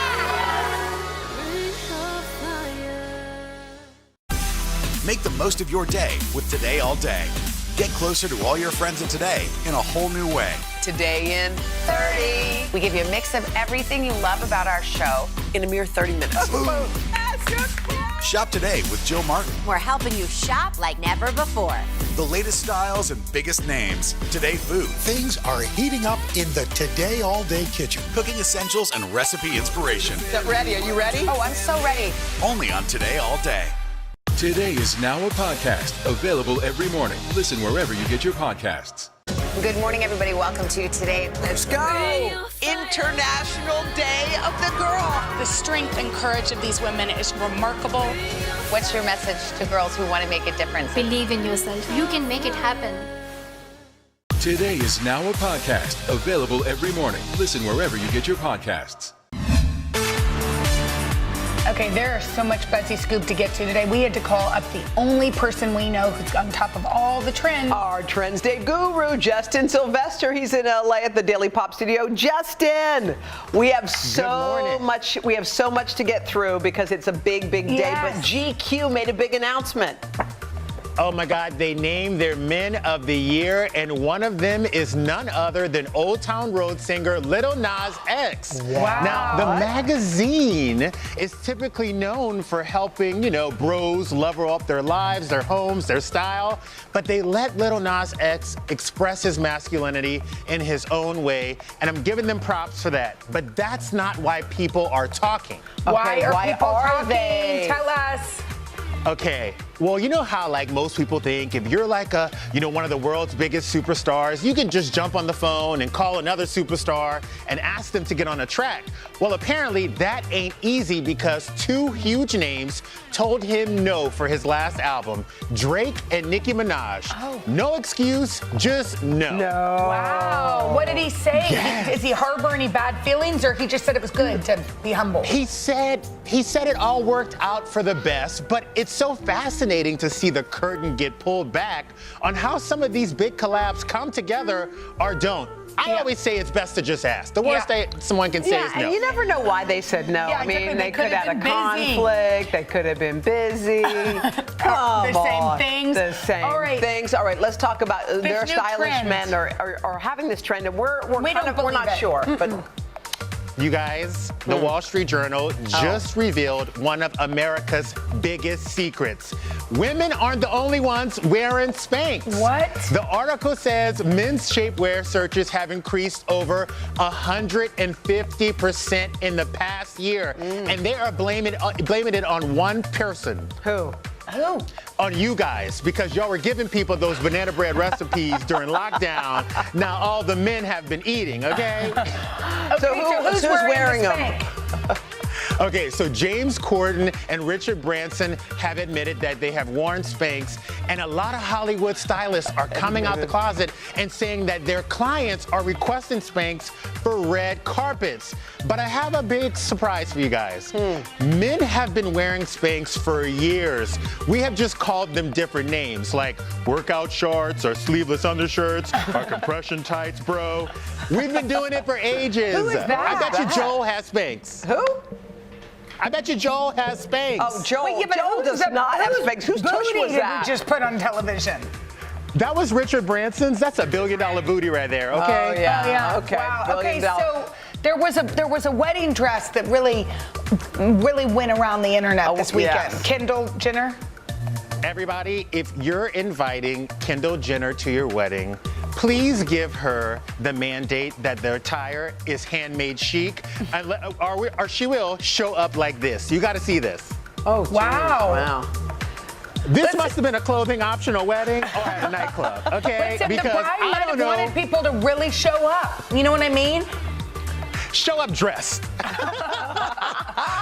Supermodels walk to the beat of their own drum.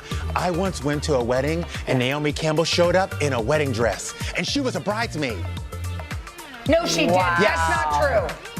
Yes, it's true. She showed up in a full-on wedding dress. Everyone's mouths dropped. It was the craziest thing you've ever seen in your life. By the way, that's kind of funny. That's something Hoda would want to do. Well, no, I've been known to wear white to weddings because I didn't understand. She didn't know that you're not supposed to wear white. I didn't understand the Hoda, thing. if you walked into my wedding wearing white, the first thing I would say is security. Goodbye. You can catch Justin weekdays on Daily Pop on our sister network E. Oh, we got another big show to bring you tomorrow when a living legend stops by Studio 1A. Oh, Iman. She's here for an exclusive interview. You don't want to miss it. See you tomorrow morning.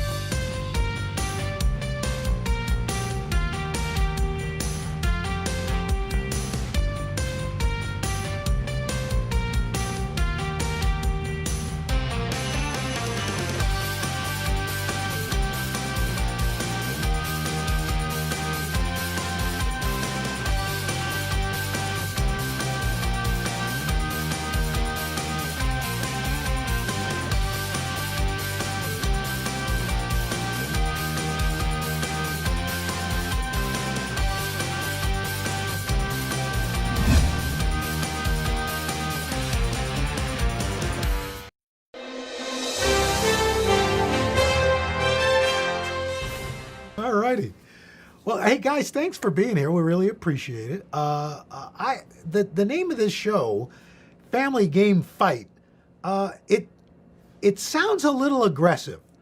It's not a good name. That's what I said. I'm glad you pointed it out. There are a lot of flaws in the show. Yeah, this is but one of many. But yes, not only that, but it's very hard to say. Your muscle memory wants to say Family Game Night. So even Kristen, who I have to say, pound for pound is the most accurate, precise speaker on planet Earth. When she has to do recording for movies and match her lips to the screen, one take. I watch it all the time. She's a master. She fumbled Family Game Fight because a you couple want to times. say Family Game Night, and that is the feeling of the show but it's two families, and because they don't know each other, and you were building it up as a big. It's a battle. It's a battle. We added the word fight. We're still mulling over whether that was the correct. We're stuck with it. Yeah. Now we painted ourselves into a corner, and here we are. So what's the premise? What constitutes the fight, the battle? What are they playing? How are they doing this?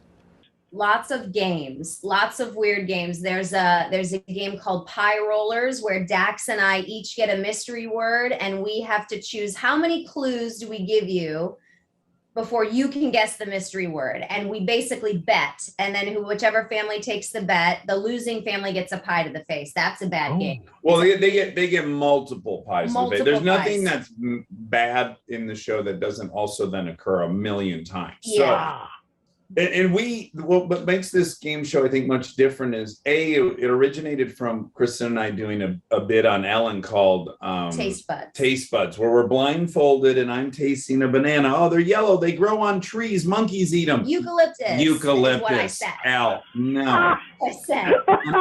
No. That's a koala clue. So we played this game on Ellen, and it was just an unmitigated disaster for about 3.5 minutes. We are not in on the joke, but we were really fighting. And it's objectively the funniest thing we've ever been a part of together as a team. So we stood back from it. And we were like, it's pretty hysterical watching how frustrated we are with each other. What if this was a whole show? So what's different about our show is that we're also competing against each other. So we're the mascot of our team, and we go head to head nonstop. And we're trying to win, and each family that comes on, and it can be a pandemic family, a group of friends, anyone who considers themselves family. It doesn't have to be blood. The Manson family. Okay, that might end a little differently. Yeah. He said it's a dangerous show. And Dax is fighting for his family. I'm fighting for my family to win $100,000. And we're getting ice buckets dumped on our head and down our back. They hook up a tube in this game called Brain Freeze with a big ice watery chunk that has to go down your back and down your pants. And it is one of the most uncomfortable things I've ever done. And we did it 18 times in a row. Oh my God. It would seem, and correct me if I'm wrong, but that you're tempting fate as a couple couples have enough conflict without adding to it and having a national television audience watching. Was there any hesitation in doing this?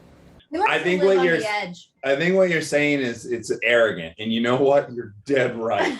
It's very cocky of us to leave a house with a 6-year-old and an 8-year-old where we're already going to kill each other. And then we drive 12 minutes to Warner Brothers and then just do it for another 16 hours straight. Yeah. Hey, let's stress test this thing. Let's see what it'll bear. What we're really made of. Kristen, you mentioned, like some pandemic families, we're all coming out of this. Are there any lessons that we might have learned during the pandemic that you see with these families that show that they've learned something during this stressful time? I mean, I would say that a lot of the families that we had on the show, they were very close. They were teammates, and like to the best definition of that. And I think that's because a lot of these people that came on the show, they spent the last 18 months together. And I mean, certainly learned what we learned, which is that patience and grace is key. I mean, when life is busy, you can make an argument that you're allowed to be snappy with someone. But when you're just sitting in a house, you're sort of like, I've got two choices. I could be frustrated with this person because what they're doing is annoying me, or I could just choose patience and grace and give everybody a little bit of a free pass like I would be asking for. And so the families seemed, I mean, there was a group of Bruins football players, there was firefighters, a group of firefighters that had spent the whole pandemic even like working together, because that stuff doesn't shut down just because we have to stay indoors. A group of sisters that spent it together. But you're right. As the saying goes, you find out who your friends are in adversity, not in triumph. So I think for the last year, they've really figured out like, oh yeah, who would I pod with? Who can I count on to do this? Who do I trust? I think a lot of people have come out of this with a sense of like who that core is.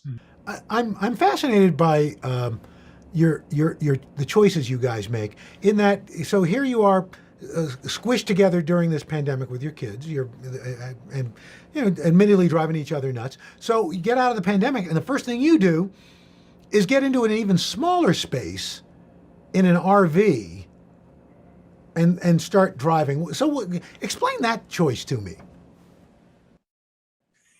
Okay. I mean, is this a 6-hour segment? Because I got to start by saying I'm 46. Time is boogieing by. I mean, it is blowing by. Al, I'm sure it's going even at a faster rate for you. I'm committed. I'm old. Well, not just that you're old, but time it collapses on itself, right? Sure. So a year for me is 1/46 of my life. For my 8-year-old, it's 1/8 of her life. Those are different. So I'm obsessed with novelty. I think when you are experiencing new sights, new smells, new tastes, that you are actually slowing time down. You're taking in more data and you're slowing time down. My example would be you go on vacation. First 3 days, you're like, man, I feel like I've been here for a week. Last 2 days are like that. So if you just keep that motorhome moving, you never get to those last 2 days. And do you feel the same way, Kristen? I do.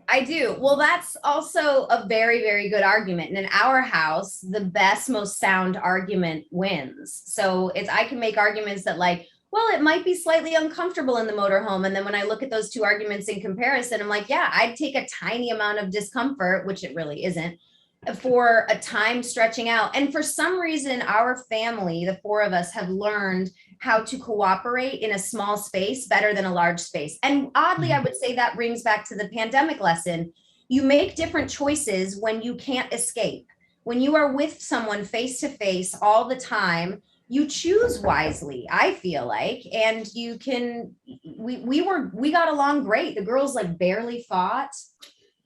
I think we do have some history of like, as a little team, we'll go away, Kristen will go work somewhere. So all four of us go to a hotel for some period of time. We fly together. We do. I think we've had like a lot of little compartment. One of them's knocking at the door, even though they know they can't. You take the question. I'll get the child.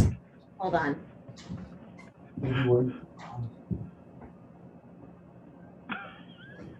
I said, we're on TV right now. We're on the news. And she said, okay. And this, I'm sure, is about the doll's birthday. We found out yesterday that it's her doll's birthday, and now we have to order a cake, and she wrapped like 6 presents yesterday, and now we got to celebrate. She's taking it very seriously. Anyway. Wow. She's planning a Bacchanalia for this. But as teammates, as Dax was saying, because we travel as a family when he works or when I work, we support each other no matter how crazy the idea. So we will be celebrating Gloria, the doll's birthday this evening. The Meet the Press Chuck Toddcast, free wherever you get your podcasts. Make the most of your day with Today All Day. Get closer to all your friends at Today in a whole new way. Today in 30. We give you a mix of everything you love about our show in a mere 30 minutes. Shop today with Joe Martin. We're helping you shop like never before. The latest styles and biggest names. Today food. Things are heating up in the Today All Day kitchen. Cooking essentials and recipe inspiration. Get ready. Are you ready? Oh, I'm so ready. Only on Today All Day. Today is now a podcast, available every morning. Listen wherever you get your podcasts. Grab your apron for a new podcast, Cooking Up a Storm with Al Roker. My forecast, yummy. Some of the best chefs spill the beans on family secrets to get you ready for Thanksgiving. This is fun. Bringing the heat for the holidays. Follow now wherever you get your podcasts. Nearly a dozen hours after the eye roared ashore. There is some late-breaking news. All right, it Sometimes the news can be difficult and overwhelming for kids to understand. Will coronavirus come back next year? So to help make sense of it all, we've created a newscast just for them. Man, you know a lot. We hope your family will watch Nightly News Kids Edition.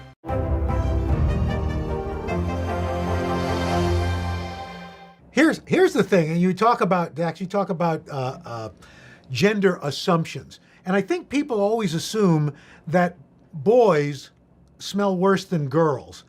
And as the father of two girls and a boy, I can tell you that that's not necessarily so. And I understand that there's an issue in your house with that. Well, they smell like vinegar, and I can't compare them to boys, but it's all kids. And I think you're referring to when we bathe them. It's a smell test. It's a foot smell test. And then you just pop them in the water or the shower or the bath. Yeah. But prior to that, it's too much work. So it's every couple especially of days. in the summer. So something happens in summer, right? You loosen up the bedtime. All of a sudden, we realize like, oh, geez, now we're watching TV with these kids at like 11 p.m. This went off the rails. And then you're just bathing them far less, and you're kind of leaving them in charge of it, which they're bad at it. And then, a whiff will hit you, and you go, oh, it's time. Yeah. In fact, it was probably time yesterday. Yeah. Yeah, but here we are. Was that the impetus for your line, Hello Bello, for like soaps and products for kids? Get them clean. Our kids were because we're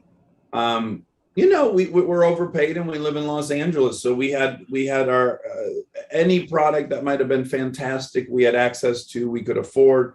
And at a certain point we were like, it's kind of weird if you live in Michigan, where we're from, and you are middle class, you probably can't have all the stuff we had. And we were just in a really weird position where we could approach a Walmart and start with the economy of scale that allowed us to do really premium, healthy, organic stuff for half the price of the other stuff. We say it's your mom's ingredients at your dad's prices. And we make the amazing diapers. Hello Bello has the best diapers. And they come in a diaper box when you get the bundle that turns into a toy. Like it'll turn into an airplane. It's like a foldable box. So it's race car. Yeah, or a race car or a lemonade stand. We're trying to make it very cool. Or kindling for your fire in the winter. Oh, even better.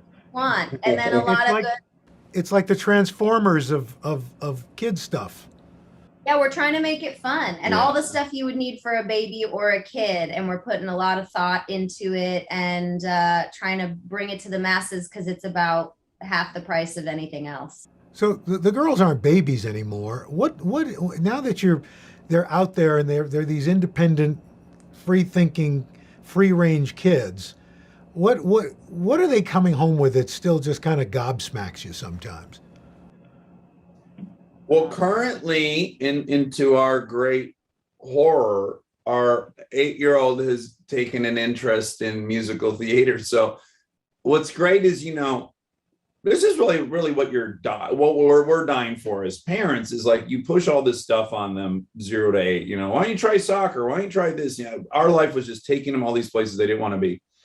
And we did not push acting because we want nothing to do with it until they're older. We don't want to drive to auditions and stuff. So lo and behold, she's studying like crazy. She's learning like reams of dialogue and songs, and she's just on fire for it. And we're not a part of that. It's just happening, and that's kind of interesting. Yeah, it's it's a parenting theory where you just follow the kid, and so we kind of got to follow it. She's loving it. She's doing a lot of little plays. I shouldn't say little. She's doing a lot of plays, and she's doing a great job. Yeah. And the younger one is all over the place. Yeah. We don't know what her deal is yet. Planning. Apparently she's an event planner in the making because she has a birthday party for a stuffed animal at least once a week. Yeah. Hey, everybody's got to have a skill. Welcome to Today All Day. All day? Today all day. All day. This is a long way of asking who's your favorite character you've ever played? The unicorn. The unicorn. You gotta have the unicorn. What is she right there? That's why you're saying all these nice things? Yeah, she gave me the look. Sorry to disturb your day. Everyone's mad at you, Willie. Better make this fast. I don't want the wrath of Luna. When I see you, I always think, I wonder what his quote would be. Give us 6 minutes and we'll ask as many questions as we can. Welcome to Cold Cuts. Cold Cut. Cold Cut. My buddy Cal cooking with me. Dads don't babysit. It's called parenting. What was the first book you remember loving? Heart Smart Today with simple exercises to strengthen your heart. Make the most of your beach days. It's all about the tracksuit now. How good do they look? I now pronounce you husband and wife. Kiss the bride. This morning, a story of people helping people. You've received tons of letters from people who have been inspired. Let's do the weather out. Okay. All you gotta do is say, it's cold, it's warm, it's raining, it's snowing. That's it. For breaking news in our changing world, download the NBC News app. Today is now a podcast available every morning. Listen wherever you get your podcasts. Good morning, everybody. Welcome to Today. Let's go. International Day of the Girl. The strength and courage of these women is remarkable. What's your message to girls who want to make a difference? Believe in yourself. You can make it happen. Today is now a podcast available every morning. Listen wherever you get your podcasts. Nearly a dozen hours after the eye roared ashore. There is some late-breaking news. All right, To cover the news, you have to be in it. We'll take you to the front lines of the story, bringing your news feed to life. Streaming live every night. It's your news playlist. Top Story with Tom Llamas, weeknights at 7 on NBC News Now. For breaking news in our changing world, download the NBC News app. Good morning, everybody. Welcome to Today. Let's go. International Day of the Girl. The strength and courage of these women is remarkable. What's your message to girls who want to make a difference? Believe in yourself. You can make it happen. For breaking news in our changing world, download the NBC News app. The Meet the Press Chuck Toddcast. Free wherever you get your podcasts. For breaking news in our changing world, download the NBC News app.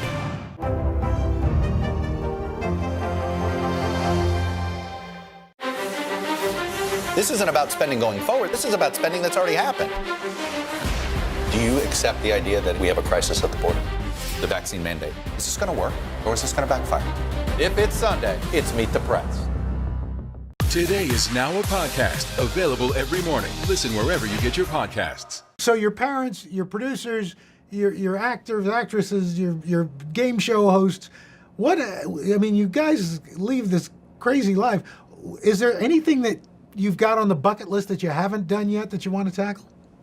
I'm recently obsessed with Formula One, so I do intend to go to see some races in foreign countries, which my lovely bride is going to facilitate because she took a movie in England and in September. And the conversation literally went like this. She said, so I was pitched a movie. It happens in England. It's going to be with my favorite singer, Ben Platt. It's short. I've already figured out what Formula One races you could go to. If you're in England, you could base out of there. Like, she came with the big carrot. And I was like, hold on a second. So I might get to go to Turkey to the Formula One race. And she said, yeah, I think that could happen. And I was like, you should take this movie. Sounds like a great movie. Because when we take any work, we make decisions as a group. Like, nobody just something like neither of us would go to New Zealand for 6 months to shoot. It would just be crazy stressful on our family. So I knew I had to come up with a really good pitch if I wanted to do this movie. And thankfully he bit. And so, we'll be traveling safely this fall. I won't. I'm going to be juggling chainsaws the whole flight, Cal. But anything we haven't done, I don't think so. I don't know. We don't strategize, to be honest. It's pretty loosey-goosey around here. It is. And I got to say, it's a great, great freedom. I lamented about time moving faster, but the freedom of getting older is that I don't have aspirations anymore. There's no one I'm trying to be. We're just here. Sometimes someone calls and says, you want to come over and do this thing? And then we do it. Like, it's it's transitioned, at least for me, where it's like the goal has kind of been erased, and I love it. So now it's just really about process every time. Like, would that be fun for us? Would we enjoy doing that? And that's a humongous luxury that is new to us. You know, I'm a huge animation fan, and I would say you both have some pretty cool animation projects coming up. Some cooler than others, but yeah. I'm in the Paw Patrol movie, which I did with the sole goal of having something my kids would be excited to see me in. It's a very egotistical, driven decision. And as luck would have it, in about the 2 years it takes to make a movie, I've noticed we're not watching Paw Patrol as much as I would like. I had this whole fantasy where they were going to be counting down the days till Friday. I was going to take them to the movies. We're going to do popcorn the whole night. And I'm like, hey guys, no one wants to check out Paw Patrol this weekend? Wait, you guys are watching sitcoms? When did this happen? How about you, Kristen? Well, two of my friends had this idea to create a kids cartoon in the wake of a lot of arts programs being cut from public schools because the budgets just aren't there. And music was so pivotal to me. It brought me to acting. It brought me to so many different things in my life. So we created this show called Do Re Mi. It'll be on Amazon in September. And Do Re and Me. Do Re and Me. I play me. And it's about three little songbirds, and it is entertainment for children, but we have pushed in a lot of there's music theory ideas. They live in this place called Bebopsburg, where like instruments grow on trees. We talk about different instruments, we talk about different types of music from around the world. And it's really a music education class, but masked as a kid's cartoon. So your kids are sort of absorbing all these things that data and science tells us helps their brain with math, with communication, with social activities. Like music actually does that for your brain. It's why they play Little Einstein for babies when they're in the womb. It really does great things for your brain. And so, yeah, these three little songbirds, and then we'll have like games to go along with it that will be educational, where the kids can make their own music and they can learn how to, have teammates in a band and stuff. So we're really hoping that fills the gap of music education for kids, because I think every kid deserves it.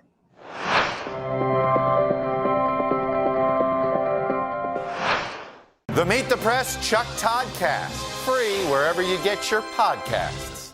Good morning, everybody. Welcome to Today. Let's go. We're going to kick off the Pink Power and Breast Cancer Awareness Month. What's the best thing about being this age? You have nothing to prove, because you already proved it. What does it feel like to be in a city that you love so much? I am humbly proud that I stuck up for my town. We all have the honor of helping reopen the doors. Is back! Sometimes the news can be difficult and overwhelming for kids to understand. Will coronavirus come back next year? So to help make sense of it all, we've created a newscast just for them. Man, you know a lot. We hope your family will watch Nightly News Kids Edition. People really don't know what's going to happen. Nearly a dozen hours after the eye roared ashore. More good people than bad people, right? 5 seconds. 4, 3. There is some late-breaking news. 4 hours into the Iowa caucuses by the Hammer celebrities. All right, it just did too. For breaking news in our changing world, download the NBC News app.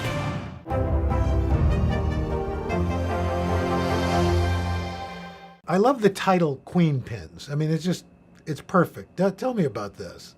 It's a baller title. Well, it's a true story about these suburban housewives who felt down on their luck, started a counterfeit coupon organization, and they laundered $40 million. And you can read about it in the news. And Aaron and Gita, these beautiful filmmakers, who's a husband and wife team, made it into a script, and I shot it with Kirby Howell-Baptiste, who's one of my favorite actresses ever. This is project number 5 with her, and I will continue to work with her. So it was really fun. It's got Paul Walker Hauser, Vince Vaughn, and it's just a really fun Queen Pins comedy about these girls trying to evade the law and make some money. And I had so much fun doing it. And Dax, one of the great pleasures of technology of these podcasts, and your podcast time in and time out is really, it's like this whole other version of you, yet it is you. Are you surprised at how much people love this podcast? I mean, it really is something that it seems like maybe you did on a lark, but my gosh, it is terrific. Thank you so much. It's a humongous surprise. The trajectory of my working career has been work really hard for a couple years and then have the movie come out on Friday and then want to die on Saturday. So that's my work reward muscle memory is a little skewed. So yeah, to do something that I worked less hard on and that was really successful is very disorienting. I don't know. But I will say, I think any credit that I could take, I would just have to give it to AA, because I think my original goal in the podcast was like, oh, I get to go to these meetings every week. It's all men. They're sharing openly. They're admitting their character defects, the ways they've erred and what they've learned from it. And I'm picking up all this stuff. And the level of vulnerability and honesty and support is so unique. Why doesn't everyone get to experience this? Why does one have to go be an alcoholic to have this peer experience? And so that was kind of the North Star of the podcast. Is like, oh, what if we could do this in public? What if I could start first and go like, oh yeah, all these things happened to me and this is how I did it. And I messed up this way and get the ball rolling that way instead of like, how'd you win that Oscar? Boy, you were great. Like, I think there's some other conversation to be had that is not unique to AA, but it was seemingly unique to the podcast space. So I think that's why. Well, I think the honesty of it and the just almost, and I don't mean this in a negative, but the rawness of it is something that we're just not used to in pop, our pop social world right now. I try when I'm feeling very lofty about myself, I think of it as a bit of an antidote to 140 characters, a curated life of pictures on Instagram, all these things that are snapshots. I'm much more interested in like the whole thing and not the time that you got the angle where I actually look like my nose is average size. Like that's not what we're after. Well, it succeeds, my friend, and to both of you. And before we go, I circle back to Family Game Fight. What was it like? I mean, did you enjoy working together? More than ever on this one. We just in general enjoy working together because, and we've said this before, so I sound a little inauthentic, but in life, every day there's 9 options for us to disagree. We don't have a common goal. We don't want to eat at the same place. We aren't in the mood to watch the same TV show. We don't have the same opinion on what we should do with the kids as parents. It's just a nonstop waterfall of compromise.